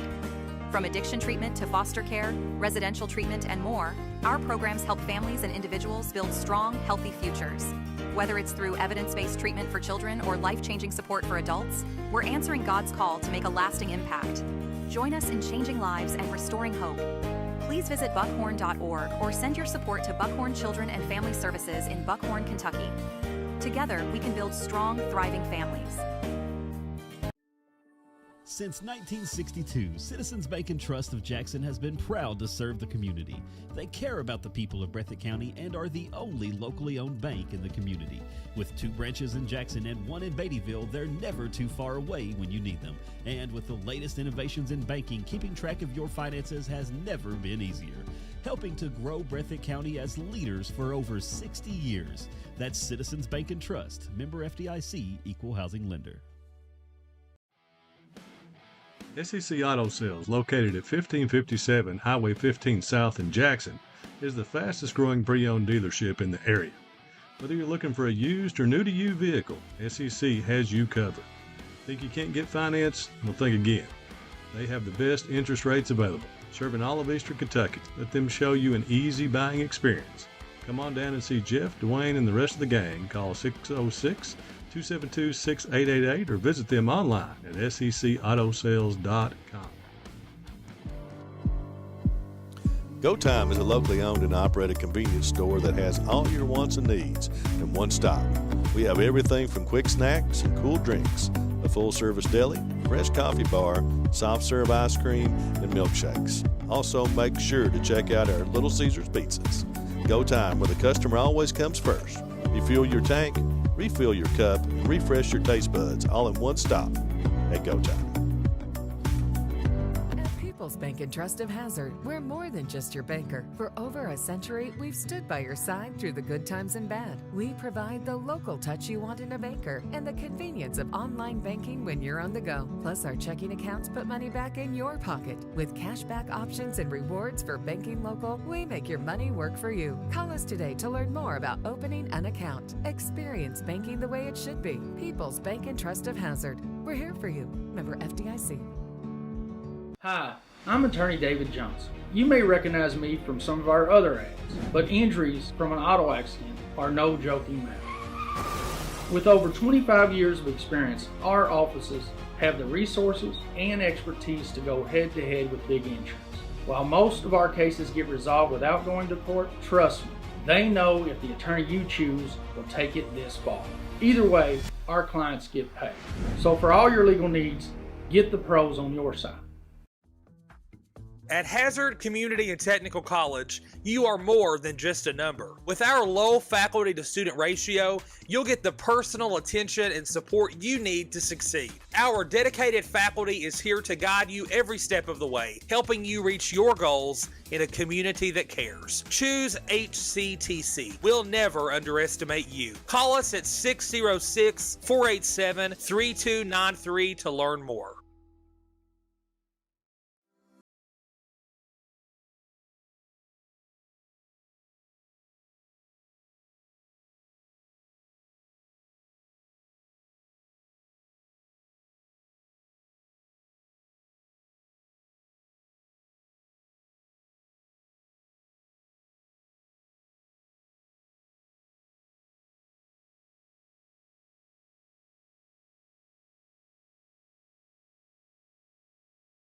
Electric and Plumbing Supply in Jackson, Kentucky is proud to serve Breathitt, Lee, Wolfe, Morgan, Owsley, Perry, and Madison counties.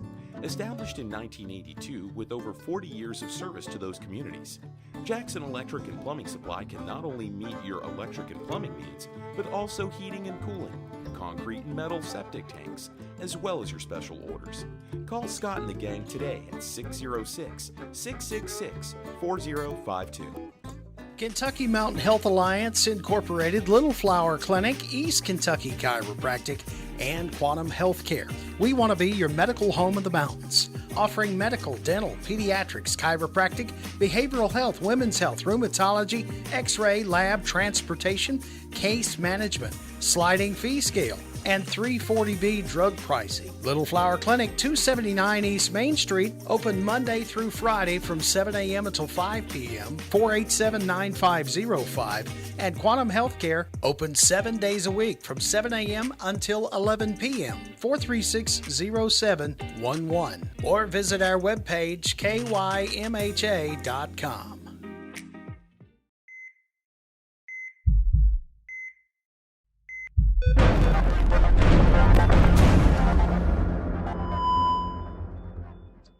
Welcome back, Bluegrass Sports Nation fans, to Cunningham Field here in the beautiful Mount Sterling, Kentucky. A great night for football, clear skies.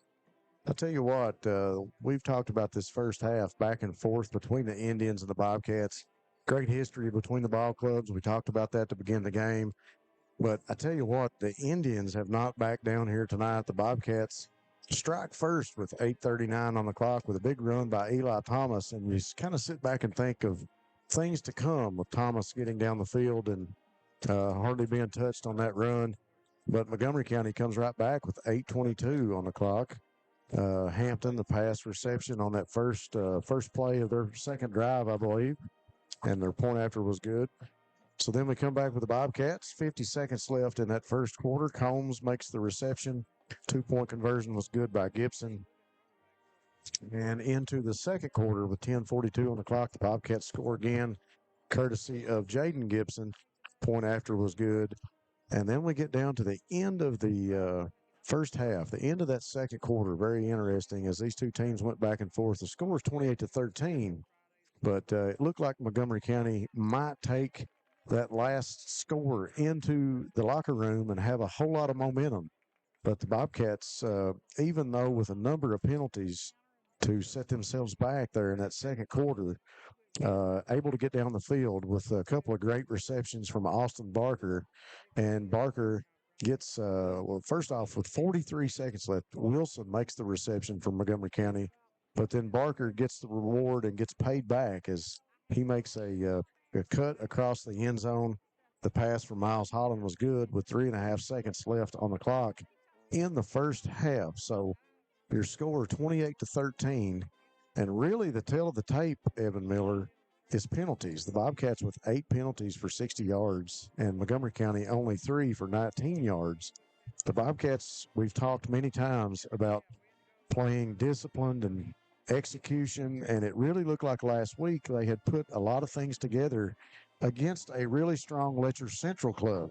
But here tonight, it seems like we may have took a step back as far as discipline and execution goes. Even though we're looking at a 28-13 score, the Bobcats penalties just giving Montgomery County opportunity after opportunity after opportunity. Definitely, Rob. And you saw that a lot in both the Bobcats' second to last offensive drive and their last defensive drive, where they had big plays, wide open plays on offense. They came back because of penalties, had a big fourth down, came back on a penalty. And you get here on defense, you have a pass interference, puts them very close. A holding puts them in the goal, puts them in a first and goal situation on the 6th. Of course, if you're the Bobcats going into halftime, you're really going to want to clean this up because though Montgomery County looks like a team that can play with the Bobcats the rest of this night. They are currently down 2 possessions, but they as they showed early in the game, they can get the ball on onside. Yeah, they can. They can score quick. Yeah. And need be, they can have good clock management and kind of kill the clock a little bit and keep the ball in the Bobcats' hands. Of course, if they held on that ball a little bit longer, this game would be a 13-21 game. Bobcats did very well managing that 40-some seconds left, 30-some seconds they had left.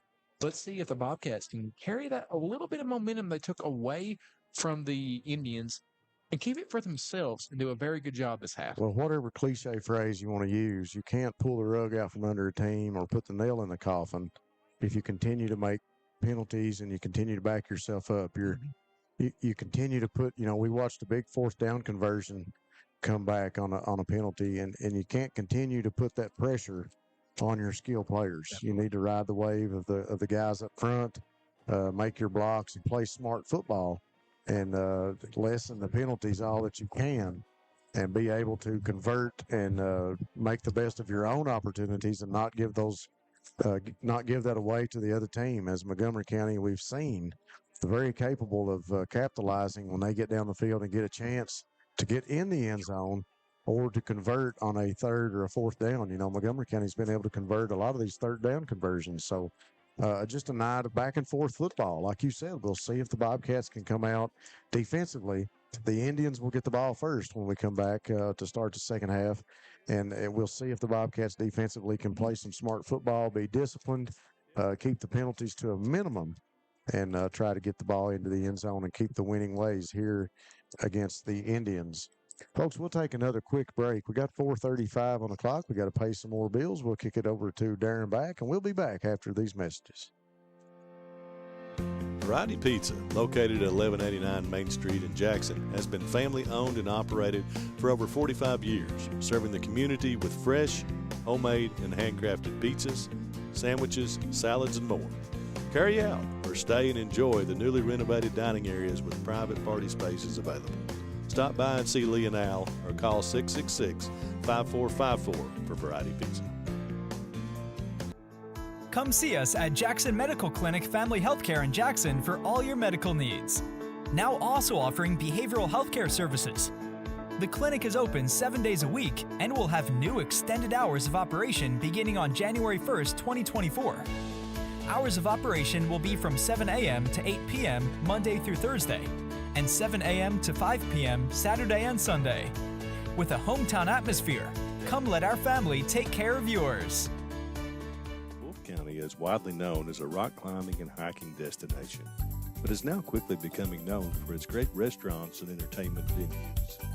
Venues like Skybridge Station, where you can see live music on the weekends or go to Tuesday night trivia. Kel's Patriot Pizza, Spanx Franks, Dixie Freeze, Beef Finca, 145 Stakeout, which has live music most weekends, The Brick, Red Point Barbecue, and Bites and Bargains. Wolfe County is naturally gorgeous, and Wolfe County Tourism invites you to stop in and try one of these great restaurants on your next visit. What keeps you going? Your love for the game? Your teammates? A victory? At ARH Orthopedics, our goal is to keep you pain-free so your body can keep going. There's no time for discomfort in your joints or ligaments caused by an injury. ARH Orthopedic providers specialize in treatment plans, from non-surgical and surgical options, so your care is entirely centered around you. Visit arh.org/ortho to find an orthopedic provider near you. ARH, more for Appalachia.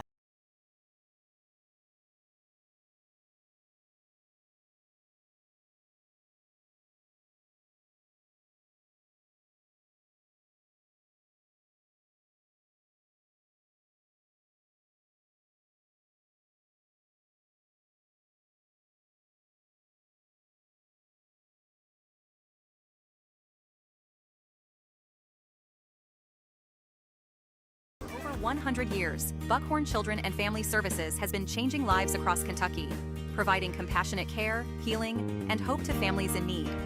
From addiction treatment to foster care, residential treatment, and more, our programs help families and individuals build strong, healthy futures. Whether it's through evidence-based treatment for children or life-changing support for adults, we're answering God's call to make a lasting impact. Join us in changing lives and restoring hope. Please visit buckhorn.org or send your support to Buckhorn Children and Family Services in Buckhorn, Kentucky. Together, we can build strong, thriving families. Since 1962, Citizens Bank and Trust of Jackson has been proud to serve the community. They care about the people of Breathitt County and are the only locally owned bank in the community. With 2 branches in Jackson and 1 in Beattyville, they're never too far away when you need them. And with the latest innovations in banking, keeping track of your finances has never been easier. Helping to grow Breathitt County as leaders for over 60 years. That's Citizens Bank and Trust, member FDIC, equal housing lender. At People's Bank and Trust of Hazard, we're more than just your banker. For over a century, we've stood by your side through the good times and bad. We provide the local touch you want in a banker and the convenience of online banking when you're on the go. Plus, our checking accounts put money back in your pocket. With cashback options and rewards for banking local, we make your money work for you. Call us today to learn more about opening an account. Experience banking the way it should be. People's Bank and Trust of Hazard. We're here for you. Member FDIC.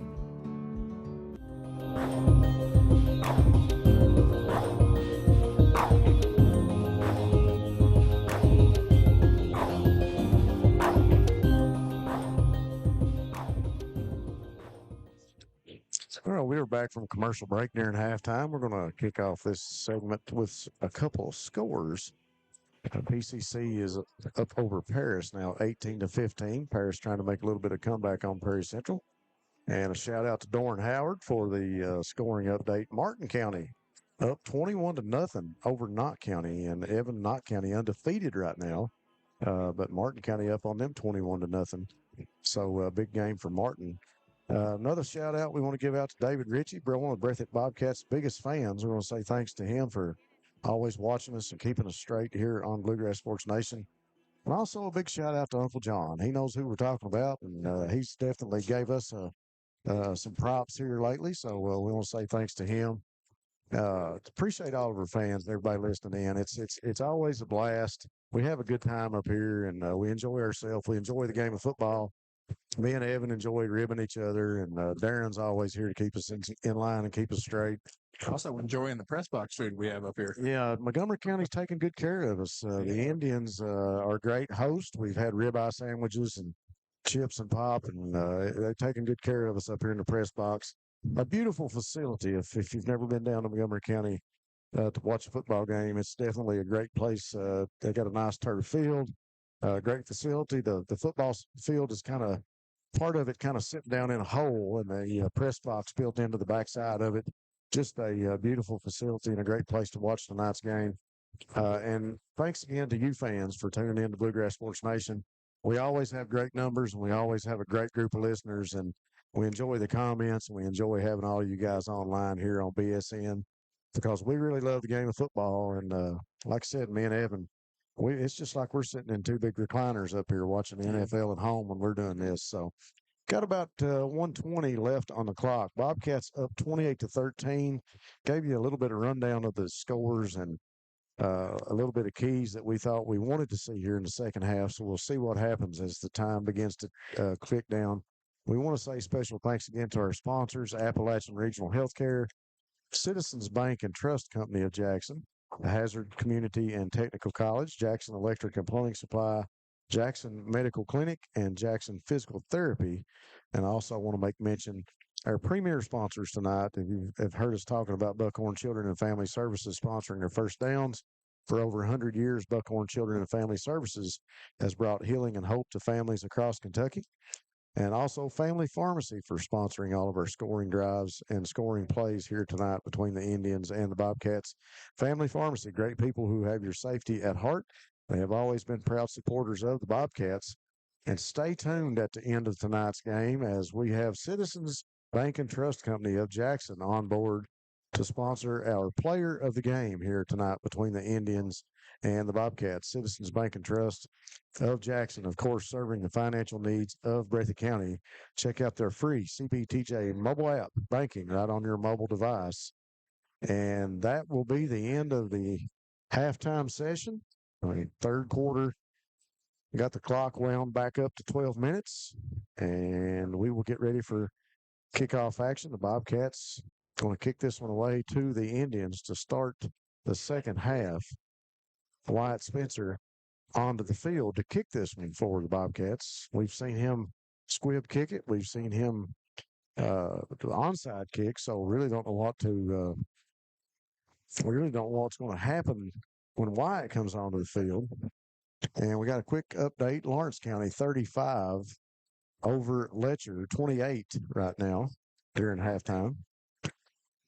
So Wyatt Spencer to kick this one away. There it is. Squibb right down the middle. Takes a little bit of a hop. Going to roll back and be covered up at the 35-yard line. So the Montgomery County Indians will take over the Buckhorn Children and Family Services from the 35 at midfield in their own territory. I believe Moco's kind of caught on with the two kickers that Breathitt runs. Jagger Burton's your deeper kicker, and then Wyatt Spencer's your more onside and squib guy. Of course, got him first early on with the onside. They kind of caught on since. I kind of expected Jagger Burton to come on and kick one back and put some weight on our coverage team because it seems like we've done really good at covering these kicks the last few weeks. So. Definitely, last few games our coverage team has been pretty on point, Rob. Trips to the right for Montgomery County. Gum back in there at quarterback in the gun. One receiver to his left. And he's going to throw short over to the near sideline. It'll go out of bounds, incomplete. Good coverage by Jason Combs. Just about to say that, Rob. Really good coverage by Jason Combs. Did a great job keeping his hands off, and as soon as that ball hit the receiver's hands, he wrapped up, did a good job, and made sure he did not catch the ball through contact. So Montgomery County back in the huddle now. Gum will come in from the sideline with a play call. Montgomery County, not a small team either. They got a nice line. If you look across the line, they're all about the same height. Pretty good average height across the board. Trips to the right again for Gum. He'll sit back in the pocket, throws down the field, and ball going to be dropped. Pass intended for number 5, Robbie Howard. We've seen him with some big receptions here. Another good coverage by Jason Combs. Yeah, almost got Combs on that play, though, because the receiver kind of turned his head. Of course, Jason Combs focusing too much on the body of the receiver and the eyes. But still very good coverage from the Bobcat defender. 11:51 on the clock, 28-13, still your score here in the third quarter. Gum will come out with the same set. Trips to the right, 3 receivers, 1 split out to the left. 1 back behind him. He waits on the snap, sits back in the pocket. He'll look down the field, pressured out of there by Abner. He's going to throw down the field. He had to get rid of it, and there to tip it Knocked loose by Adam Spencer. Again, the young man with a 0 on his jersey. Always where the ball is in the air seems to be. He's become a good almost ball hawk type of safety. Yep. And on a pass like that, the receiver almost had to play kind of like a DB. So good on the Montgomery County offender playing well and making sure that pick didn't happen. Well, Gum was forced out of there that time. Abner putting some pressure on him, and he had to get rid of it. But right now, Gum is back to punt with 11:43 on the clock. He'll put the boot to it.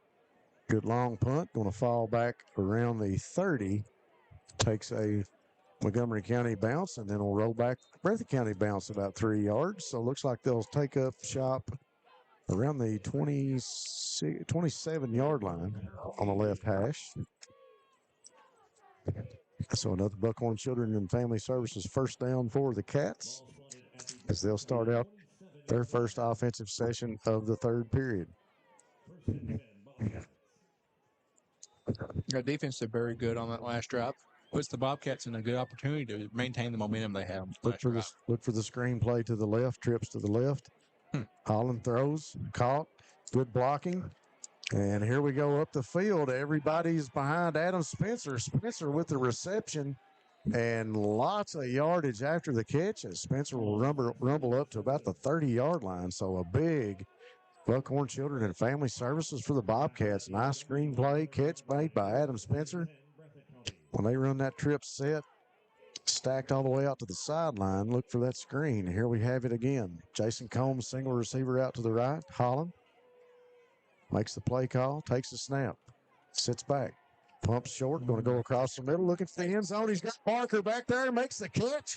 Austin Barker walks into the end zone for the Bobcats. No flags down. The score is good with 11:07 on the clock. Great play call from the Bobcats. Of course, they're using the screen again, but they're using that in a way where the defense is going to bite on that screen. So they fake the screen, get a nice pass to Austin Barker, who's having a really good game so far, Rob.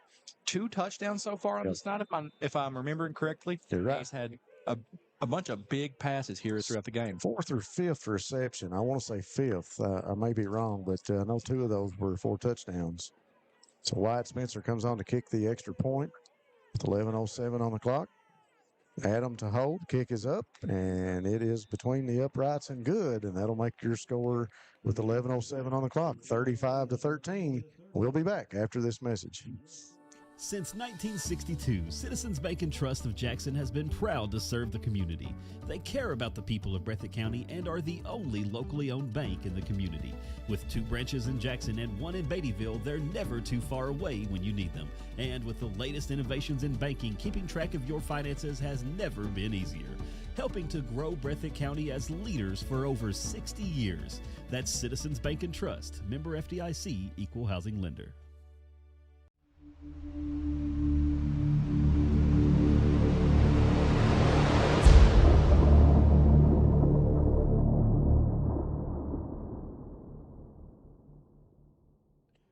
So the Breathitt Bobcats trying to stretch this one out, and me and Evan just talked about what the Bobcats were going to do in the third quarter if they came out and tried to make their own fate.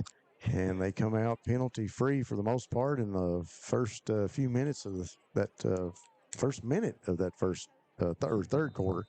And the Bobcats go up 35-13 with that last score by Austin Barker. Yeah, very well put together drive for the Bobcats, using the screen game and also faking that screen. Really good play call from the OC on that play. Spencer with another good kick right up the middle, and once again the Montgomery County Indians fall on it right around the 37-yard line at midfield. Number 88 covers it up. That makes the second time Connor Craig has fell on the ball for the Indians. So Craig able to cover it up and bring up a Montgomery County Indians Buckhorn Children and Family Services first down as they'll take it from the 37, 1st and 10 at midfield. Yeah, Rob. The Bobcat defense did very well covering the pass last drive. Of course, Moco being down this much, they'll try to continue to pass unless they want to just try to drop the ball a little bit and get it that way. So let's see if the Bobcat defense can continue playing good defense. Come under center, rolls out. Their ball might have been tipped by Trenton Noble. Had a hand up there, but it'll go out of bounds, incomplete. Trenton Noble all over Gum that time. So that'll stop the clock. 2nd and 10 for the Indians. 35-13 your score. Bobcats coming out, knocking on the door first and getting in the end zone, courtesy of Austin Barker. Montgomery County trying to find an answer, trying to make it interesting, put another 6 points on the board. It'll bring up 2nd and 10 on the incomplete pass. Stops the clock. 2 receivers each side for Gum, back in the gun. And I think that is, can't see that running back's number. That's not Jackson. And we got a quick flag. It's like a false start here, Rob. Yeah, I believe so. You don't see the judge all the way up in the defensive backfield call a false start, but must have seen a lineman or the running back jump. So that's going to back Montgomery County up. What? So, yeah, that was a delay game. Play a game. So it better bring up 2nd and 15 for Moco. 2 receivers each side for Gum. He'll sit back, look, throw short, caught in midfield. Number 18 makes a turn, but he's going to be caught and tackled by a number of Bobcat defenders. Catch made by number 18. That is Jackson Sparks. I think that was his first catch here tonight. The sophomore receiver made the catch and cut it back infield, and there were a number of Bobcats waiting to make the tackle. Yeah, it looks like the Bobcat defense is playing like a whole different unit coming out of halftime, Rob. They're covering very well. They're playing very disciplined right now. No penalties so far. Ball looks to be sitting right around the 37-yard line, close to midfield. Trips to the right, 1 receiver to the left for Gum. Running back just to his left. He'll sit back, throw short, screen play, and going to be tackled immediately by Jagger Burton. And we've talked about that before. Jagger is not fooled by that play. Definitely, Rob. As we saw earlier, they hit that play for a very big, explosive play. But now the Bobcats have seen it, they adjust well, and Jagger Burton gets a tackle for a loss on the play. It just doesn't matter the color of the opposing jersey. Jagger Burton is there to stop that screen play. When he's got the right coverage call on, you can bet on him. He's gonna gobble that one up quick. Big tackle for a loss. It'll be 4th and 15 for Montgomery County as they try to come out and punt this one away. So Gum back in the punt formation at the 32-yard line. Low snap, puts the boot to it. Nice long snap. It'll fall at around the 38-yard line and go out of bounds. Very close to getting blocked on that play, Rob, but number 8, Jagger Burton, someone we just talked about. Yeah, he was right there to make a play on that one. With a low snap like that, very dangerous kick because it takes them a little bit longer to get prepared and get that one away. So with 9:21 on the clock, the Bobcats will bring up another Buckhorn Children and Family Services first down from the 40-yard line in their own territory. Ball sitting on the left hash. Looks like we got 2 receivers to the left, 1 to the right. Gibson up the H-back. Thomas just to the right of Holland. Giving the backfield to Thomas. Gets a block up inside. Bounces off a defender up to the 50. Across over into Indian territory with another pickup of a Buckhorn Children and Family Services first down by the Bobcats and Eli Thomas. Yeah, Eli Thomas's athletic ability cannot be talked about enough, Rob. Bumps into a few players there, keeps his balance very well. It's a big play for the Bobcats here. The young man's hard to tackle. It seems like he can almost every time get off that first defender, whoever's trying to make the tackle. Definitely a very shifty runner for the Bobcats. Gibson will move to the right, give to Thomas in the backfield. This time he'll be tackled. Maybe a missed block, but looked like Thomas looks like gets back to the line of scrimmage, maybe picks up a yard. Yeah, looks like the Montgomery County defenders did very well swallowing that run up that play, Rob. Still going to be 2nd and 8. Ball on the 40, we'll call it the 46. 2 receivers each side now for Holland. Gibson, the back just to his right. Niles getting the call from Coach Moore on the sideline. Great play calling tonight. I've really enjoyed the offensive series that the Bobcats have had.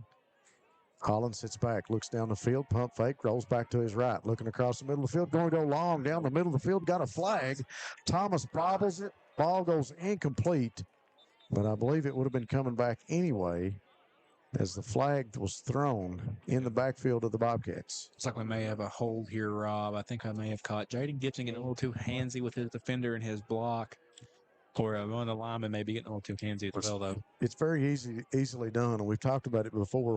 When it takes a little bit of time for a pass play to develop. Face mask. So it takes a little bit of a time for a pass play to develop, and it makes it hard for that offensive lineman or somebody to stay in front of their defender. So that's going to back the Bobcats up on the face mask call. Wow. Bobcats stumbling once again on some penalties here, Rob. Backs them up big time. Yeah, ball all the way back to the 39-yard line now. And it will be second and looks like 23, maybe 24 yards. Second 23. 5 receivers to the right, screen play. Going to fake the screen. Miles steps up in the pocket, rolls out of there. Everybody's covered. He's going to hold on to it. And he's going to get down at around the 44-yard line. So play just did not develop that time. Miles has to keep it and get out of there with it. He'll bring up some positive yards and bring it up to the 44-yard line. That's a very big hole to dig themselves out here, Rob, as it brings up a 3rd and 20. 3rd and 20. 2 receivers each side. Gibson just to the left of Holland. Takes a snap, sits back in the pocket. Gets past 1 defender, 2 chasing him. He gets rid of it, throw towards Combs. And we got a pass interference call coming in after that one. So that flag on the field will definitely help the Bobcats, I believe, in this situation. It looks like it may, Rob. Of course, almost a very bad play for the Bobcats. Good pocket awareness by Miles Holland as he sensed that pressure coming from his right. Coach Michael Caba really not happy about the call, but not a whole lot that Combs could do there. The defender was all over him. A couple of coaches out talking to different referees right now from Montgomery County. 7:23 on the clock. And that pass interference call going to move the ball down to the 42-yard line. Yeah, brings up a big 3rd and manageable for the Bobcats. A very big stumble for the Montgomery County offense. What looked like a 2nd and forever for the Bobcats has turned in, like you said, 3rd and manageable with just about 5 to go. So Holland is going to move Thomas over to the left. It'll be trips to the left. Gibson just to the right of Holland. Combs, single receiver to the right. Holland makes the zone call up front for the line, steps back in the pocket.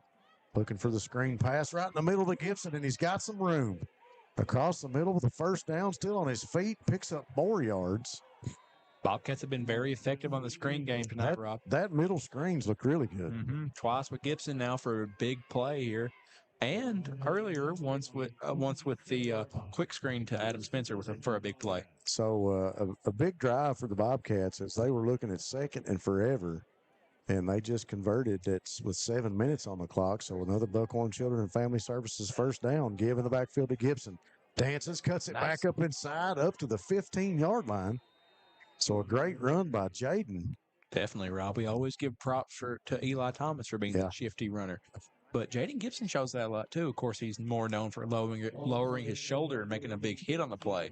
But there, he does a very good job working his way through the defensive 2nd level and also finding that hole to hit. 2 plays and 2 Buckhorn Children's and Family Services 1st down. Gibson spins off a defender, falls forward up to about the 9-yard line. So after he gets past 1 defender, he'll pick up some more positive yards and bring up 2nd and about 6, looks like from here. Maybe 2nd and 5. They've got 2nd and 5 on the board, so we'll go with that.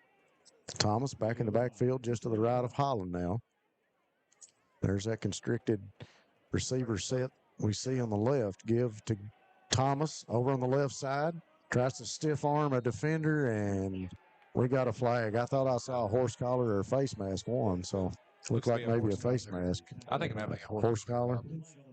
Yeah, he got that arm out there around the shoulder pads right in the wrong location, and penalty markers will come out.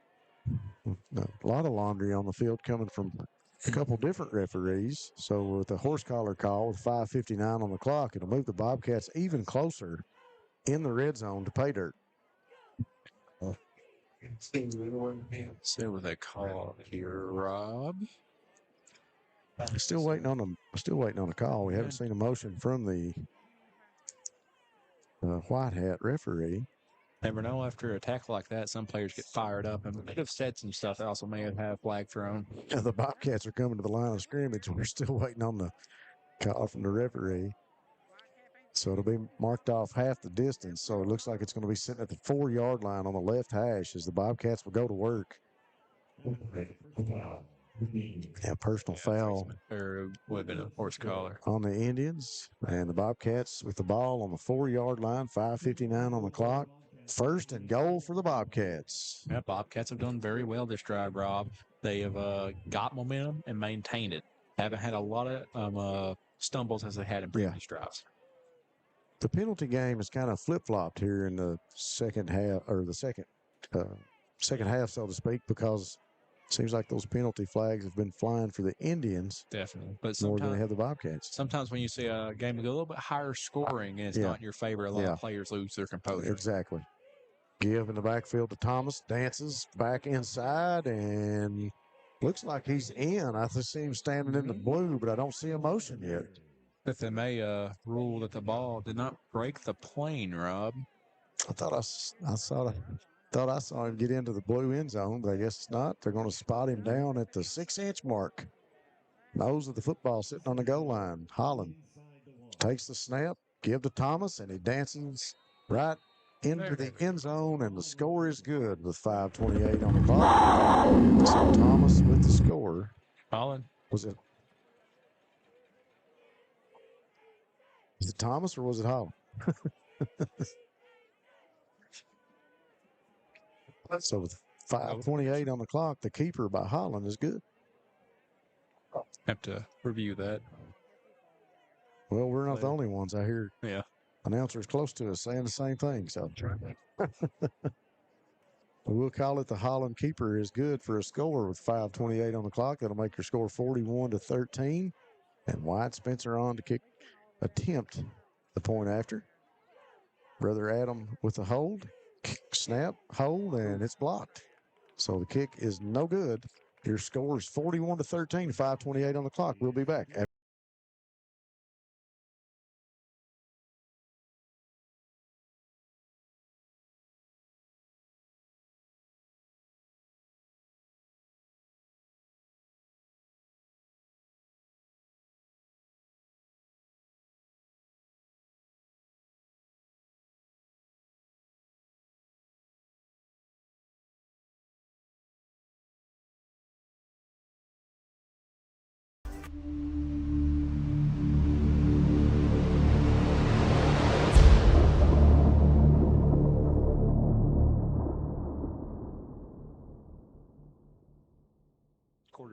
So the Bobcats capitalizing on really a second and forever that time. The penalty markers come out against the Indians in a couple different situations with the horse collar and pass interference call, and the Bobcats move it down into the red zone, and that time Holland with the keeper into the end zone, and the Bobcats are up 41-13 here in the third, 5:28 left on the clock.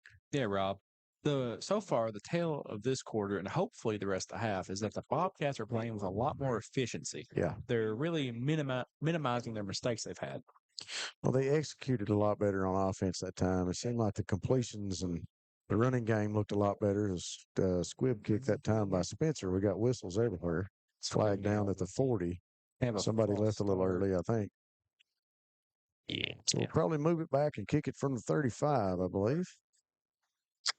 Penalty markers out on the Bobcats. We'll re-kick it, come back 5 yards. Spot the ball at midfield at the 35, 5:28 on the clock. Wyatt Spencer will kick it again. Somebody got across the line a little bit too early in front of Wyatt. I think that happens sometimes. We have a lot of speed like the Bobcats do on this coverage team. So Wyatt to re-kick. Checks with everybody, and here we go. Puts a boot to it that time, sails over some of the Indians' head and be received at the 30-yard line right up midfield. And tackle made by the Bobcats, number 7, Cameron Johnson. So the Buckhorn Children and Family Services First down for the Indians will take place at the 44-yard line. The Bobcat defense has looked very good so far this half, Rob. Let's see if they can keep it going this drive. They've done a very good job covering. And, of course, there's going to be a lot of passing now from the Indians as they are down big time, and they want to look to maybe salvage this game going into the fourth. So expect a lot of passing from the Indians. Well, early they beat us in the passing game, so you got Hampton back out there as a wide out inside receiver on the trip set to the right. No slot position. Referee talking to the quarterback Gum back here in the backfield.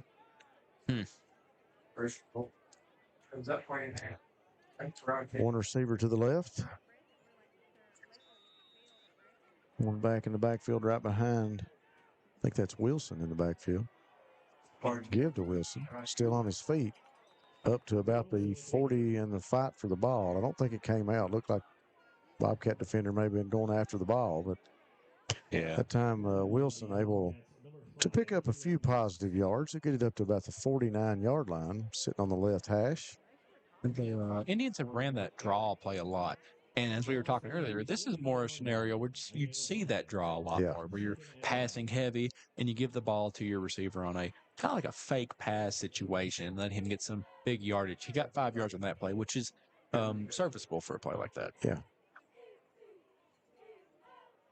41-13 your score. Bobcats up over the Indians. Indians still in the huddle. They'll break it and come out. Trips to the right. For Gum. One receiver to the left. Wilson still in the backfield. Going to give to him in the backfield again. Tripped up, still on his feet. Tries to spin off Braden Barnett, and he'll fall forward up to about the 41-yard line. Good balance on Wilson from that play. Got hit very nearly around the line of scrimmage. It was able to stumble forward for a first down for the Indians as they gain a little bit of momentum. As we have a player down, we'll take a quick break here. What keeps you going? Your love for the game? Your teammates? A victory? At ARH Orthopedics, our goal is to keep you pain-free so your body can keep going. There's no time for discomfort in your joints or ligaments caused by an injury. ARH Orthopedic providers specialize in treatment plans, from non-surgical and surgical options, so your care is entirely centered around you. Visit arh.org/ortho to find an orthopedic provider near you. ARH, more for Appalachia. Folks, we are back 42-yard line. Indians go back to work.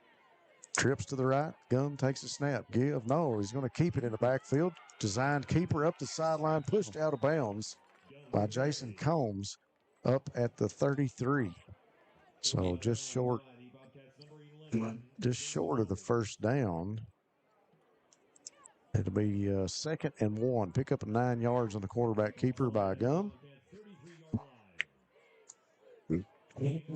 Good play from the Indians as they looked like it may have been, like you said, a design quarterback run or a good read from Gum on the play. Trips to the right again for Gum. One receiver to the left. It's Howard split out to the left. Sits back in the pocket. He's looking for Howard. He's going to go deep to the end zone. He's out of bounds, and they're going to get a pass interference call again, I believe. Yeah, it looks like the Bobcat defender may have pushed the receiver out of bounds, which warranted enough of a call from the referee. So pass interference call goes against the Bobcats, and that'll be a here we call it a holding call. Take it down to 23. So it'll still be a Buckhorn Children's and Family Services first down for the Indians. Yeah, Indians looking to get looked to gain a little bit more momentum, Rob, in this drive. Of course, they set up a good field position for themselves with a few good run plays to start the drive off, and now they are in a good position to score as they almost reach the red zone. 3:40 on the clock. Ball sitting on the 23-yard line on the left hash. Gum comes into the huddle, makes the call. 2 receivers to the right. See Hampton come out. They'll make 2 receivers to the left now. Jackson in the backfield. Look for the draw play to him. Quick screen play over to Hampton. And he's going to be tackled by Caleb Neese. And tackle made around the 13. around the 8 team, I bet. Yeah, the Indians have ran that play a lot to their inside receivers. That little quick bubble screen. Of course, Yeah. the Bobcat defender looked like number 5, Caleb Neese. Caleb Neese did a really good job picking that up and coming down and breaking down. Of course, Hampton was able to get outside a little bit and forced Jason Combs to make the play, getting about 5 on the play. 3 minutes on the clock. Gum takes the snap, little low, handoff in the backfield, and he's got an opening in the midfield. He'll get up to about the 10-yard line. That was number 4. That was Landon Wilson, senior wide receiver that's getting some good minutes at the tailback position and being a running back since Caba has gone out of the game. Yeah, like we were talking about earlier, being a 5A school, Moco has a lot more options than, say, like the Bobcats would if a player goes down. They could plug and play bunch of different players and maybe have a lot of depth to plug those players in. 2:38 on the clock. Indians go back to work. Trips to the right, one to the left. Breathitt shows blitz, and I think they're going to be called. No, we have a timeout from Breathitt. Timeout. Well, that was a quick one. I didn't see that. I thought the whistle came. Somebody stepped over the encroachment maybe on the defense. We'll take it with them. We'll be back here on Bluegrass Sports Nation. Over 100 years, Buckhorn Children and Family Services has been changing lives across Kentucky, providing compassionate care, healing, and hope to families in need. From addiction treatment to foster care, residential treatment, and more, our programs help families and individuals build strong, healthy futures. Whether it's through evidence-based treatment for children or life-changing support for adults, we're answering God's call to make a lasting impact. Join us in changing lives and restoring hope. Please visit buckhorn.org or send your support to Buckhorn Children and Family Services in Buckhorn, Kentucky. Together, we can build strong, thriving families.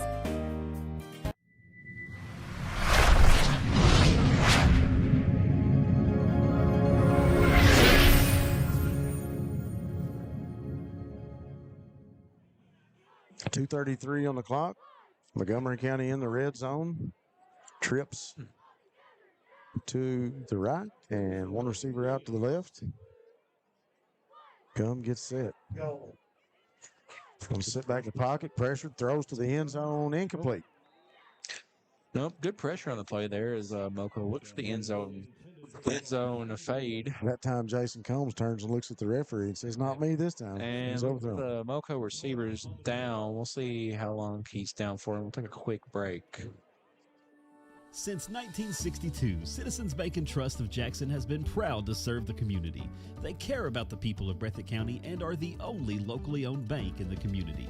With 2 branches in Jackson and 1 in Beattyville, they're never too far away when you need them.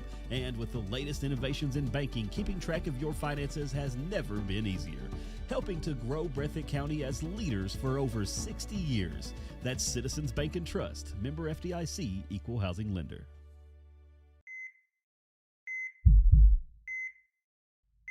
I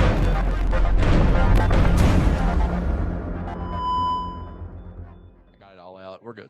Thanks again to our sponsors, Appalachian Regional Healthcare, More Health, More Care. ARH is more for Appalachia.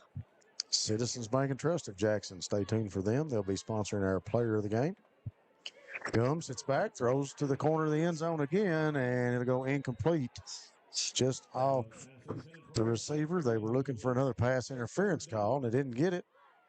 So with 2:23 on the clock. Yeah, second time Moco's looked at that play, I guess I see something I like. Looked like they drew up the same play out of the timeout, and another incomplete pass ball sitting on the 10-yard line. So 3rd and goal now, I believe 3rd, yeah. 3rd and goal for the Indians. Oh, yeah, I agree. Defense gets set. Offense comes to the line of scrimmage. And we're going to get another timeout. Timeout charged to Montgomery County as Coach Cabell wants to talk it over with his troops. We'll be back after this message.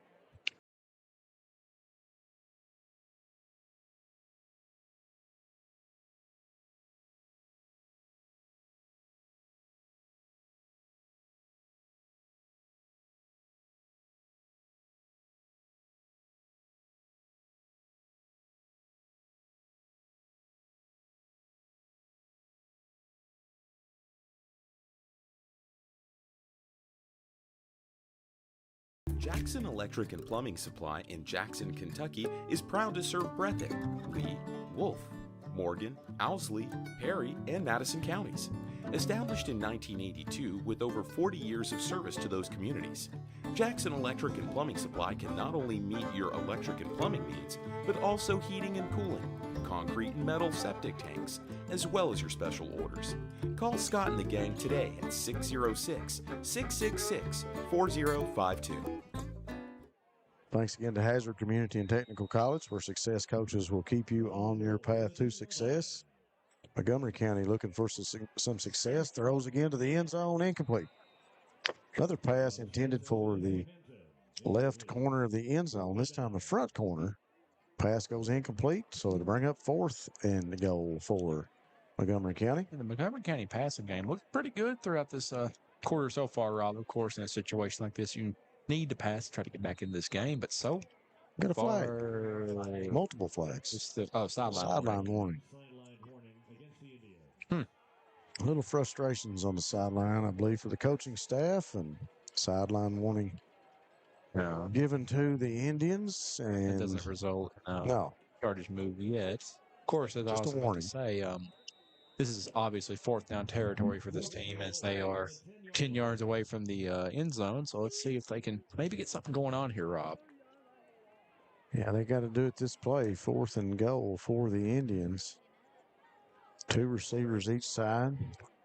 Gun back in the gun. Pistol formation. Jackson behind him. He's going to roll out to his right. Throws toward the end zone. Caught in the end zone. I believe that was Hampton there with the catch. Yes, that's number 5. Is it number 5? That's Howard. Yep. So he has looked for Howard multiple times here tonight. That time the pass is good with 2:14 on the clock. Good so run. Moco strikes through the air. Good play from the receiver as he got to the end zone, made the Bobcat defender think he was going further up and came back on that hitch route, caught the touchdown.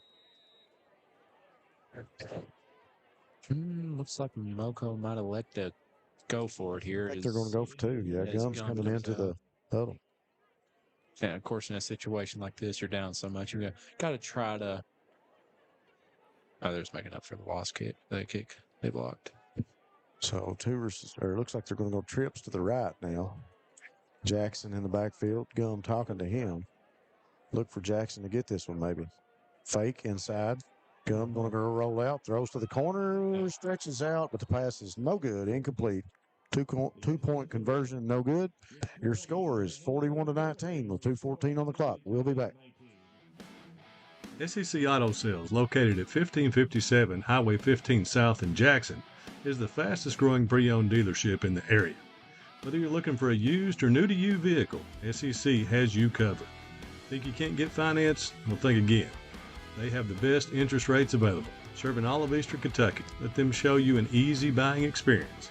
Come on down and see Jeff, Dwayne, and the rest of the gang. Call 606-272-6888 or visit them online at secautosales.com.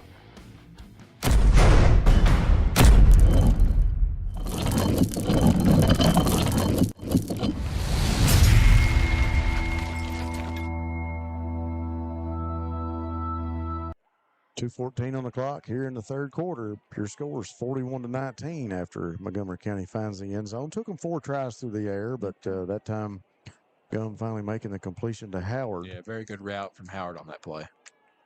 So they'll line up to kick this one off to the Bobcats. Back deep is Combs and Thomas. And set to kick this one off. Is it?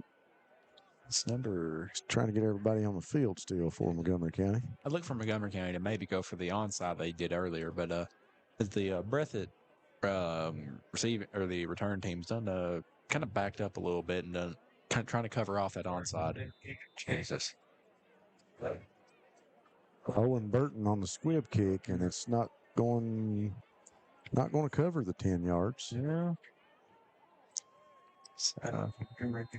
Yeah. So it'll be sitting at the 48-yard line in the Indian territory. The attempted onside, no good that time. Nobody could cover it. Didn't cover the 10 yards. It'll be sitting on the left hash for the Bobcats as they'll come out with another Buckhorn Children and Family Services first down for the Bobcats. Bobcats may look to slow down the game a little bit here, run the ball a little bit more, and try to put the game away here as much as they can. Yeah, managing the clock, very important facet of the game, if you will. We'll see what the Bobcats come out to do with trips to the left, one receiver to the right, going to pitch it over to Thomas. Thomas gets a block from Waylon Abner. Thomas still on his feet, rolled up. It's about a 9-yard gain. Good job for the Bobcats. Really trying to, as we said right before this drive started, keep the ball or keep the clock running with the run. I'm going to say pickup of 8, so it'll be 2nd and 2. Combs split out wide to the right, 3 receivers to the left. Stacked in close to the line. We've talked about that tonight.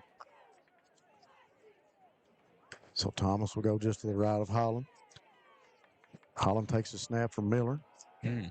Design play. Thomas back inside, picks up the first down and more as he's rolled up to about the 33, 34-yard line. Gotta love a good counterplay, Rob.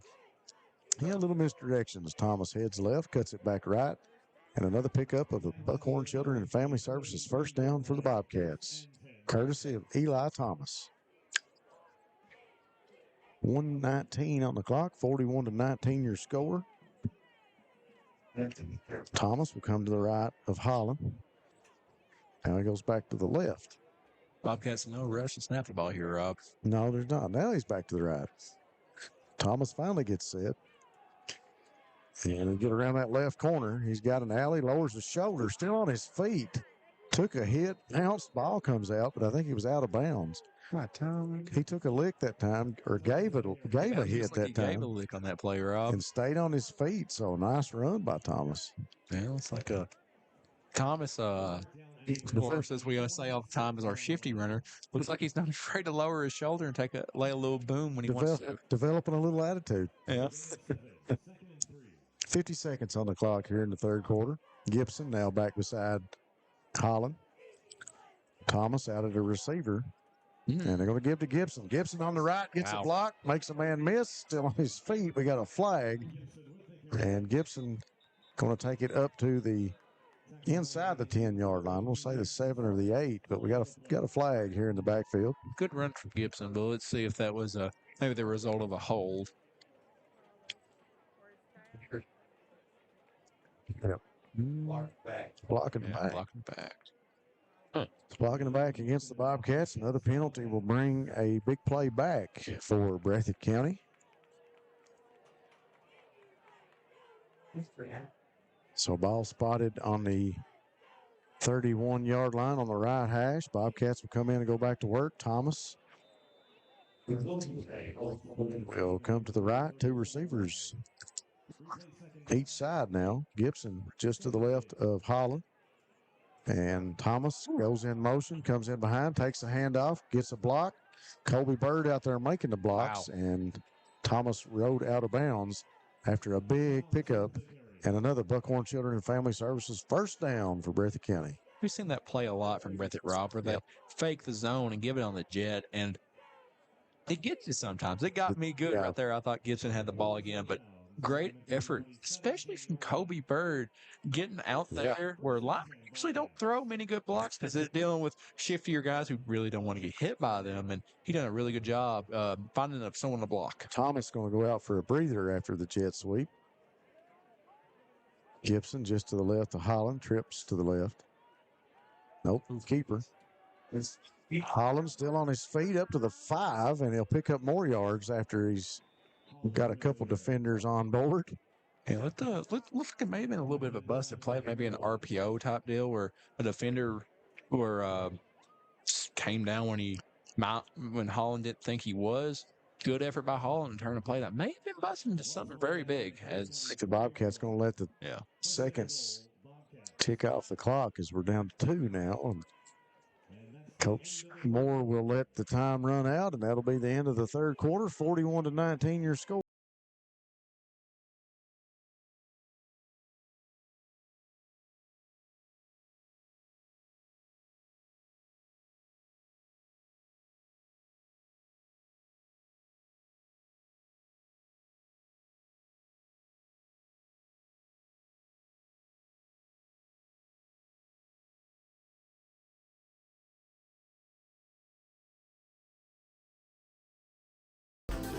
100 years, Buckhorn Children and Family Services has been changing lives across Kentucky, providing compassionate care, healing, and hope to families in need. From addiction treatment to foster care, residential treatment, and more, our programs help families and individuals build strong, healthy futures. Whether it's through evidence-based treatment for children or life-changing support for adults, we're answering God's call to make a lasting impact. Join us in changing lives and restoring hope. Please visit buckhorn.org or send your support to Buckhorn Children and Family Services in Buckhorn, Kentucky. Together, we can build strong, thriving families. We got 12 minutes left in this one here at Montgomery County as the Indians are down to the Bobcats 41-19. And the Bobcats will be first and goal from the 4-yard line, the flip sides of the field. And the Bobcats will be going right to left. A little conditioning test for the Bobcats as this quarter starts. Coming out of the huddle, they had a good 80 yards to run down the field. So Gibson will set up just to the left of Holland, trips to the left, one receiver to the right. Holland waits on the snap, going to give to Gibson. Gibson up inside, lowers the shoulder, driving forward, and he's in the end zone with 11:55 on the clock to open up the fourth quarter. Good, powerful run from Gibson on the play as he kind of helps push the line forward as he got up behind him, Rob, and does a really good job finding the end zone as Gibson usually does. That'll make the score 47-19, and we got a flag coming in. What's the flag on?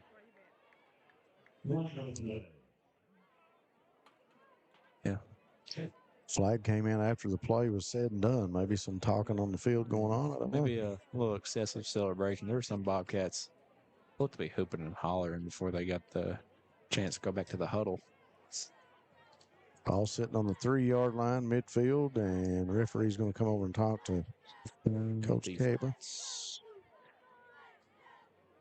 So offsetting? Yeah, I believe it was unsportsmanlike. Both teams offsetting penalty. So looks like the Bobcats are on go for 2 here.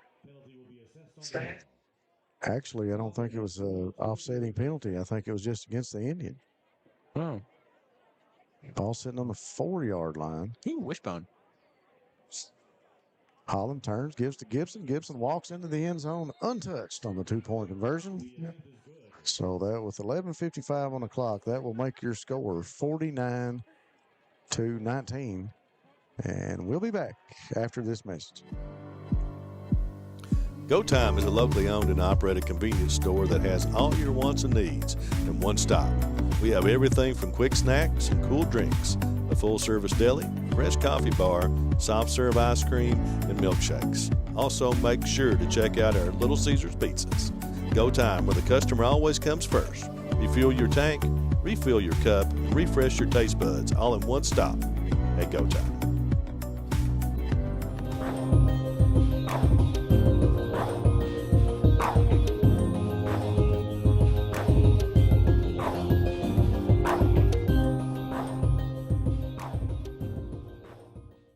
Thanks again to all of our sponsors here on our coverage tonight. Kentucky Mountain Health Alliance, Little Flower Clinic, full-service medical clinic, law office of David A. Johnson.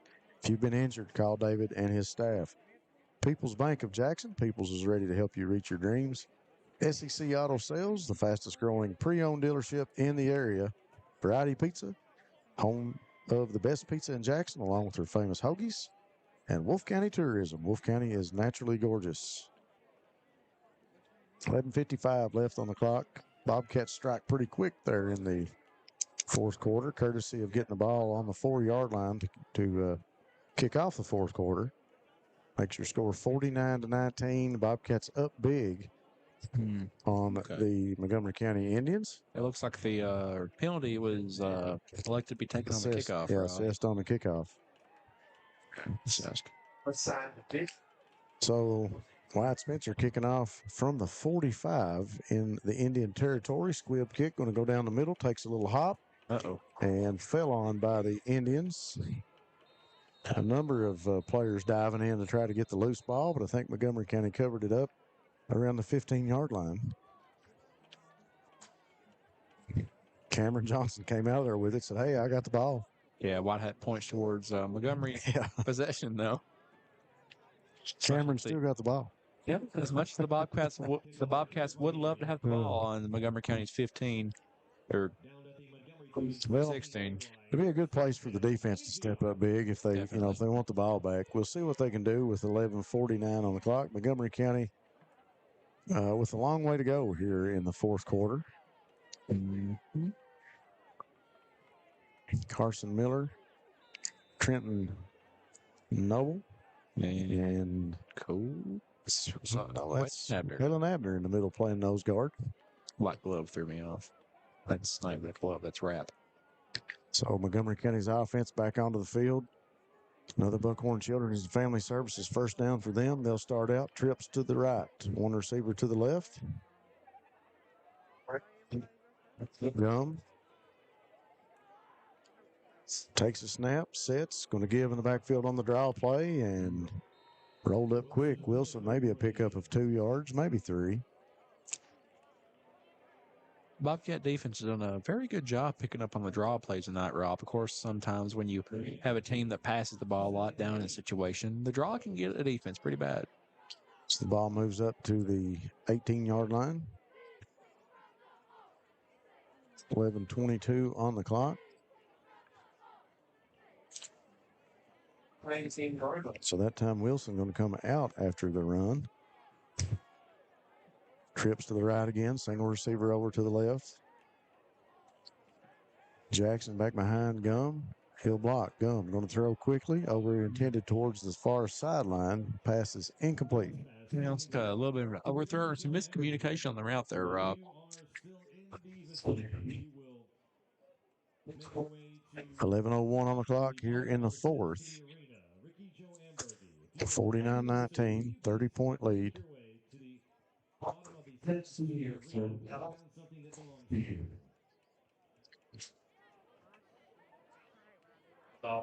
Gum comes in to call the play in the huddle for the Indians.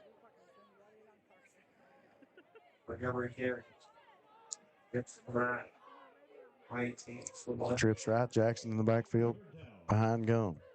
Waiting on the snap, sits back. Going to keep it up inside and met and tackled. It's like, it's that number.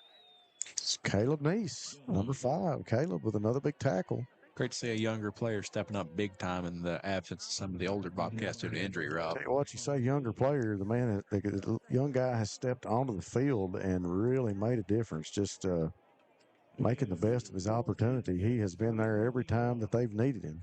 And Rob, as you were saying right before this drive, the Bobcat defense steps up big and gets a big stop here down in the Indian territory.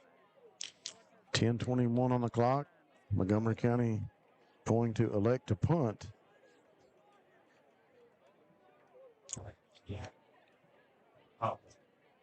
Back deep for the Bobcats is Spencer, and he calls for the fair catch. Right past the 50-yard line. I think they'll mark it at the 50. So good job by Adam to call the fair catch. Bobcats in good field position, 50-yard line. Be a Buckhorn Children and Family Services first down for them at midfield.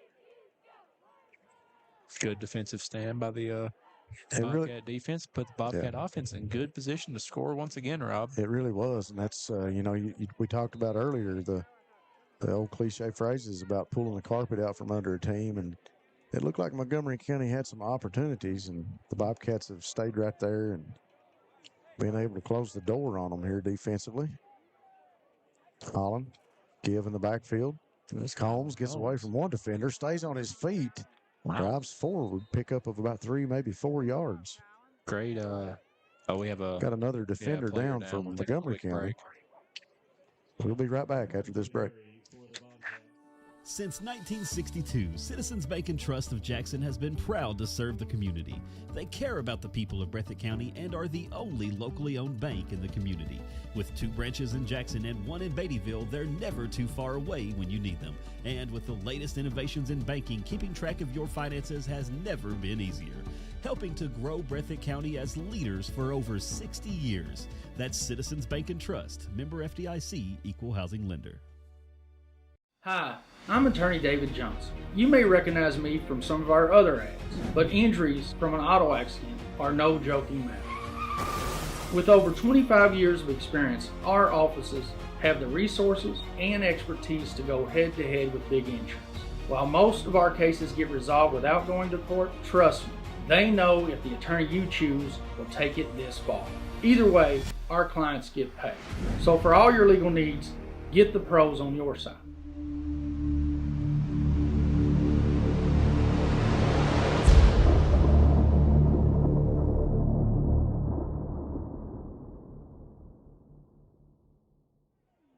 .9:44 on the clock, 49-19, still your score.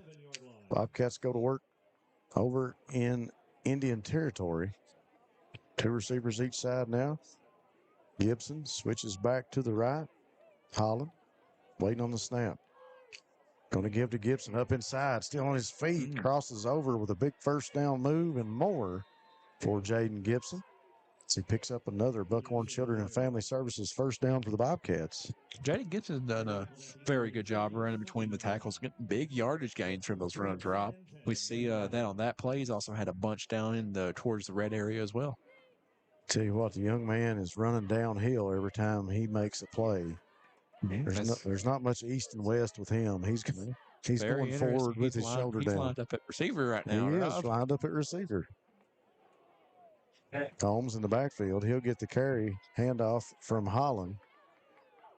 And Kylan Combs will pick up looks like about 4 yards, maybe 3. Kai's also Kylan, we call him Kai's. We have grown up, as Rob has him grown up, and I've grown up with Kylan, playing with his brothers. Is a good player to go ahead and get some offensive time here, as he might fill that role that Gibson will leave open once he graduates. Give again in the backfield to Combs. Kylan around that right corner, up around the 29-yard line, and I just realized how old you made me sound in that last comment. As I grew up, you grew up with him, but I watched him grow up. Oh, yeah. I don't reckon you grew up with him, Rob.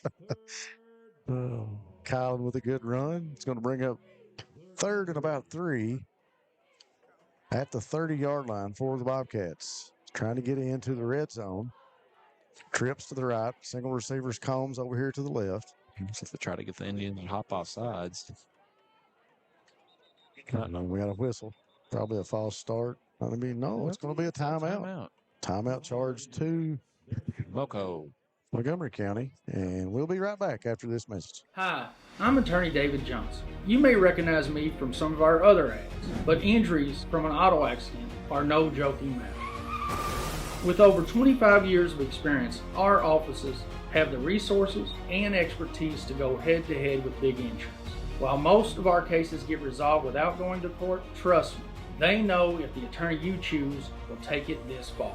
Either way, our clients get paid. So for all your legal needs, get the pros on your side. Welcome back, folks, to Cunningham Field here in Mount Sterling, as the Bobcats have put the ball in Indian territory, but now have a 3rd down right at the 30, a 3rd and manageable, Rob. Yeah, you look for them to convert on a 3rd and 3, and you think they're going to go in the backfield to Combs. We'll see what they've got lined up at receiver. Yeah, we've seen them run the ball a lot this drive, Rob, as they look to be killing a lot of clock. Of course, I never mind. Trips to the right, give in the backfield to Combs. Stutter step, going around the corner, looking for that first down, leans forward. Looks like he might be a little short, though. Going to be really close. Probably going to bring up a 4th and 1. Looks like he's about a yard shy. Yeah.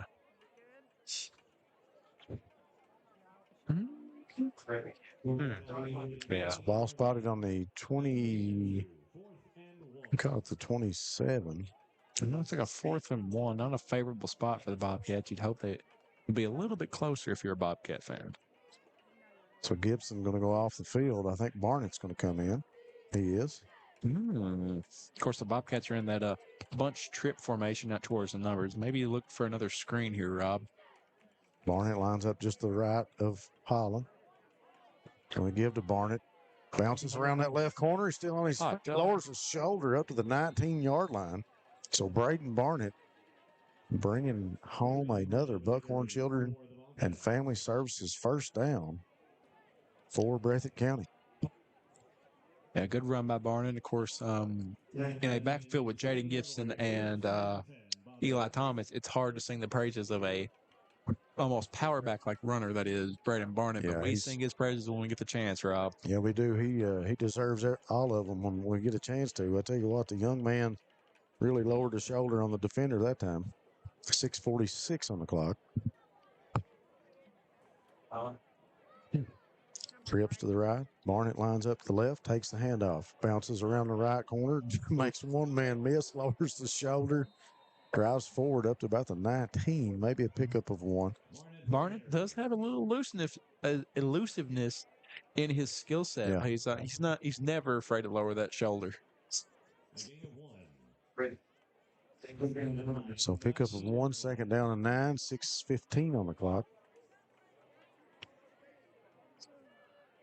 So Combs and Barnett both in, one to each side of Holland. Bobcats trying to chew up some clock. Maybe get another 6 points on the board. Here to finish this one off. Bobbles the snap. Hand off to Combs, and he's going to be tackled for a loss. I think the bobbled snap.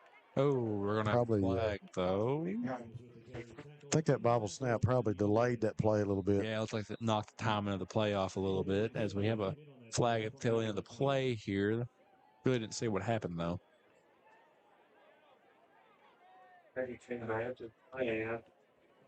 We got some talking back and forth between the two clubs.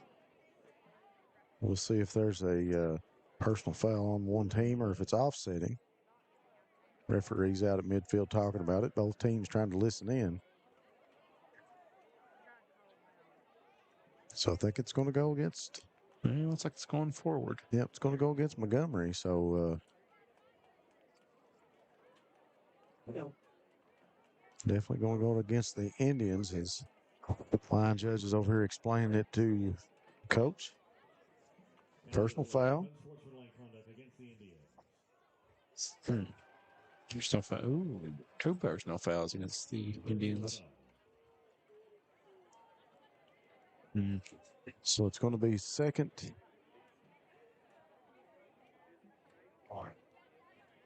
Second. It'll be third. Third and 2. Short. Yeah. I always hate to see that happen at the tail end of the game, though, Rob, when the score gets a little high. Some players lose their composure and get a little chippy out there. You always hate to see that. 5:43 on the clock. Draws us a little closer to the end zone. Ball wishbone on the 12-yard line. Bobcats line up in the wishbone.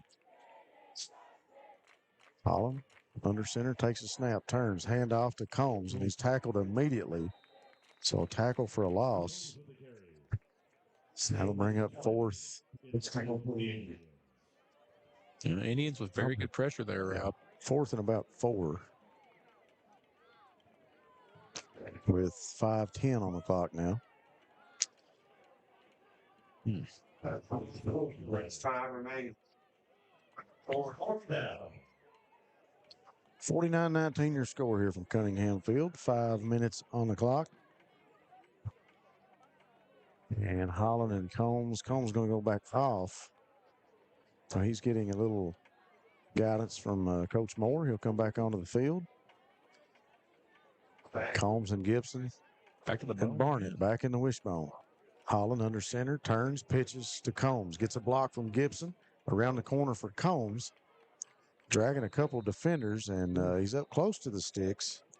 I don't think he got it, but it's close. Yeah, it looks like he ruled him short as the line judge on the Indian side calls for their game ball. Be a turnover on downs for the Bobcats with 4:30 on the clock. So Montgomery County will come out with their back to the end zone at about the 12-yard line. 20, so that's bad. Yeah, once again, the Bobcat defense did a very good job earlier in Montgomery County territory, getting a big stop and putting the Bobcats in good position. Of course, that was the result of this last drive where the Bobcats kind of stumbled a little bit when they once they got into the red zone. Let's see if the defense can maybe make a big stop again, Rob. See if they can do it again. Pay some bills, I assume. Thanks to Dr. Stephen Howard Chiropractic. If you've been injured, call Dr. Howard. Hutch Automotive and Tire Works. Your home for CarQuest Auto Parts in Jackson. Rose Brothers Department Store with locations in Jackson and Badeville. Thanks to them, once again for sponsoring here on Bluegrass Sports Nation. Handoff up inside for the Indians. Met at the line of scrimmage and stopped by, looks like Barnett. Looks like and also Waylon Abner. Yes, he's helped off the ground by a fellow Bobcat. Also, thanks to Jiffy Mart. Get in and out in Jiffy with gas, groceries, and a great meat department. Be sure and check out Sanford's Deli. Montgomery County back out to the line of scrimmage now. Breathitt gives the younger guys a chance. They sub in a few players. Give in the back in the I formation. Young man on his feet. Tackled by Jason Combs with a horrendous hit. Jason Combs raised the eyebrows of a lot of folks here in the press box. Tremendous hit by Combs on the stop. Very big hits. That's what many call a boom stick hit. And he brought it that time. 3:20 on the clock, 49-19 your score. That'll bring up another Buckhorn Children and Family Services first down for Montgomery County. As they'll move the sticks back in the I formation, give up inside. Going to be stopped right at the line of scrimmage. Ball carrier's number 21. That is Austin Penix. 2:53 on the clock. Montgomery County trying to get the ball up to the Bobcat territory. A lot of young players in on both sides of the ball now for both teams.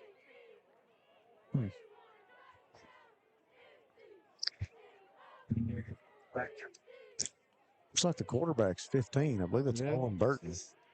Ooh. So got chased down by Jagger Burton on that play. It's got to be a scary sight to see, as we've seen throughout a lot of our coverage. Burton's not afraid to hit big, and it's also very quick off that line.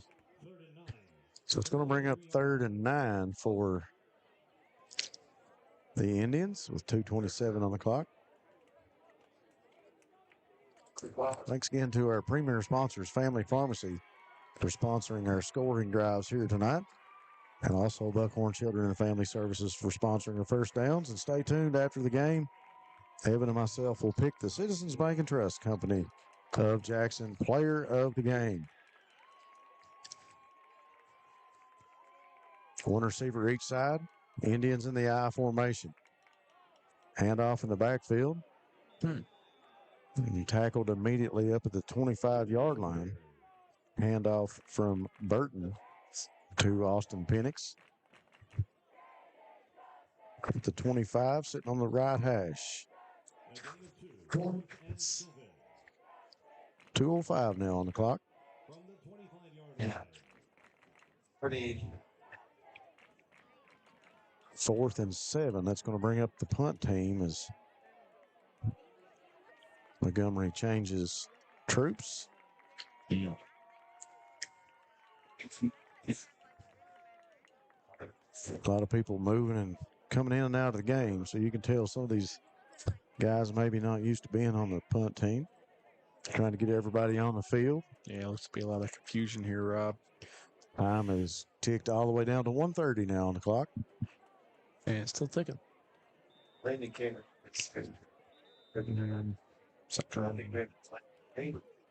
Montgomery County takes the next step timeout. We'll take it with him here on.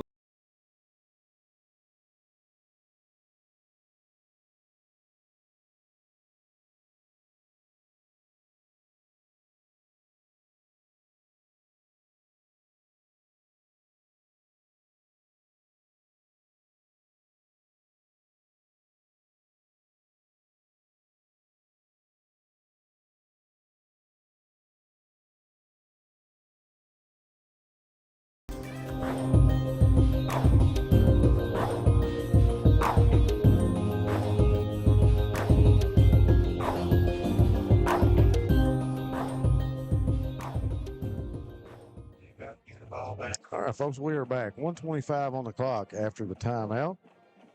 Montgomery County trying to talk to the troops, get everybody settled in before the punt. 4th and 7. All sitting on the 25-yard line. The Indians will punt it away. Back deep is Adam Spencer for the Cats. Ooh, almost blocked by number 54, Caden Combs. Punt going to hit around the 45 and take a Indian bounce back to the 35. They're going to mark it. They're going to mark it around the 36 or 37, maybe. And Bobcat offense heads back out. Looks like they haven't subbed up many on the offensive side of the ball, but yet, Rob. Got a few out there, but 53. Who's that on the roster? That's 53. That's 52. No. You see 53. He's in the back. He's in the back. Oh, they're just taking the knee. That's fine. Yeah. Okay. Peyton's going to take the snap. So Miles Holland will take the snap, take a knee with 1:07 on the clock. Ethan Boland in the game. Number 53. Good to see him out there. Yeah. Yeah, he's out there too. 50 seconds left on the clock. 49-19 your score. I'm sure they'll let the clock run as far as they can at this point. Always good to see a victory formation, Rob. Yep. Miles Holland takes a knee and hands it back to the referee, and it's a pat on the back to Ethan Boland. Good to see him out on the field. And that's going to do it. The Bobcats victorious here at Cunningham Field, home of the Rec Bowl with the Montgomery County Indians. The Bobcats victorious 49-19. We'll be back after this message on Bluegrass Sports Nation. Since 1962, Citizens Bank and Trust of Jackson has been proud to serve the community. They care about the people of Breathitt County and are the only locally owned bank in the community. With 2 branches in Jackson and 1 in Beattyville, they're never too far away when you need them.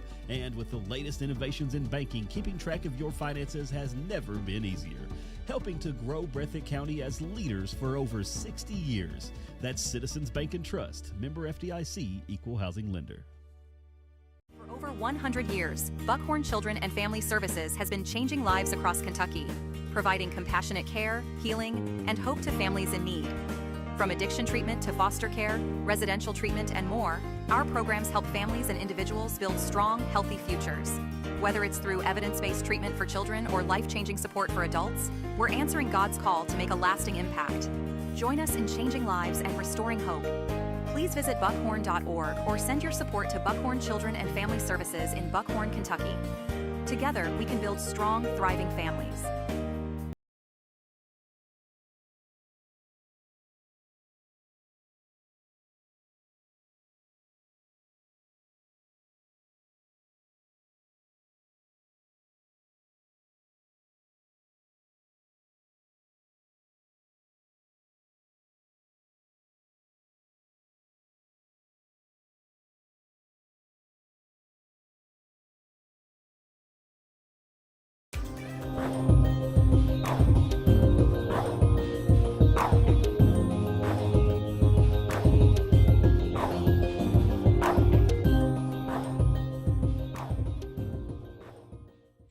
All right, folks, we are back. Bluegrass Sports Nation bringing you the coverage of the Bobcats and the Indians here from Montgomery County. We want to say special thanks to all of our sponsors, especially thanks to Citizens Bank and Trust Company of Jackson, serving the financial needs of Breathitt County. They are sponsoring our player of the game here tonight, and both Evan and myself looked at each other and pretty much said the same name almost simultaneously, and we would like to present the Citizens Bank player of the game to Mr. Austin Barker. Yeah, Barker has had a very good game in the past 2 games. Had a good game last game. Had a great game tonight. Had about 5 to 6 receptions by our count, a whole host of receiving yards, and hauled in 2 of those catches for touchdowns. Of course, Barker is now a big part of the Breathitt offense, where the Bobcat offense has had some injuries, of course, with John Carter Holland being down for a little bit. Barker has stepped up well in that receiving role. Yeah, and we talk about his yards and his receptions, and really those receptions came at a time tonight when the Bobcats needed them most. That's really the deciding factor for Austin being the player of the game tonight. His touchdowns and his receptions just came at an opportune time for the Bobcats to put them in a commanding position and to take and keep the lead here in tonight's game. So congratulations to Austin Barker for being the player of the game here tonight. Folks, we appreciate you being with us here on Bluegrass Sports Nation. We are off next week, as I have been reminded by my co-host here, Evan Miller. And then after that, we'll be back on the road, I believe, over to Morgan County. It's the word. We'll be at Morgan County. And after that, we travel all the way to West Carter. And then we'll be back home against Jackson County and end up the regular season against Russell at home. So 2 home games to end up the season, but off next week. So it's going to be a long time. Hope all you guys got enough of me and Evan tonight, because it's going to be a couple weeks before you hear us again. So appreciate all you guys being on with us on Bluegrass Sports Nation. Appreciate our sponsors. For Darren Back, Evan Miller, I'm Rob Hounshell.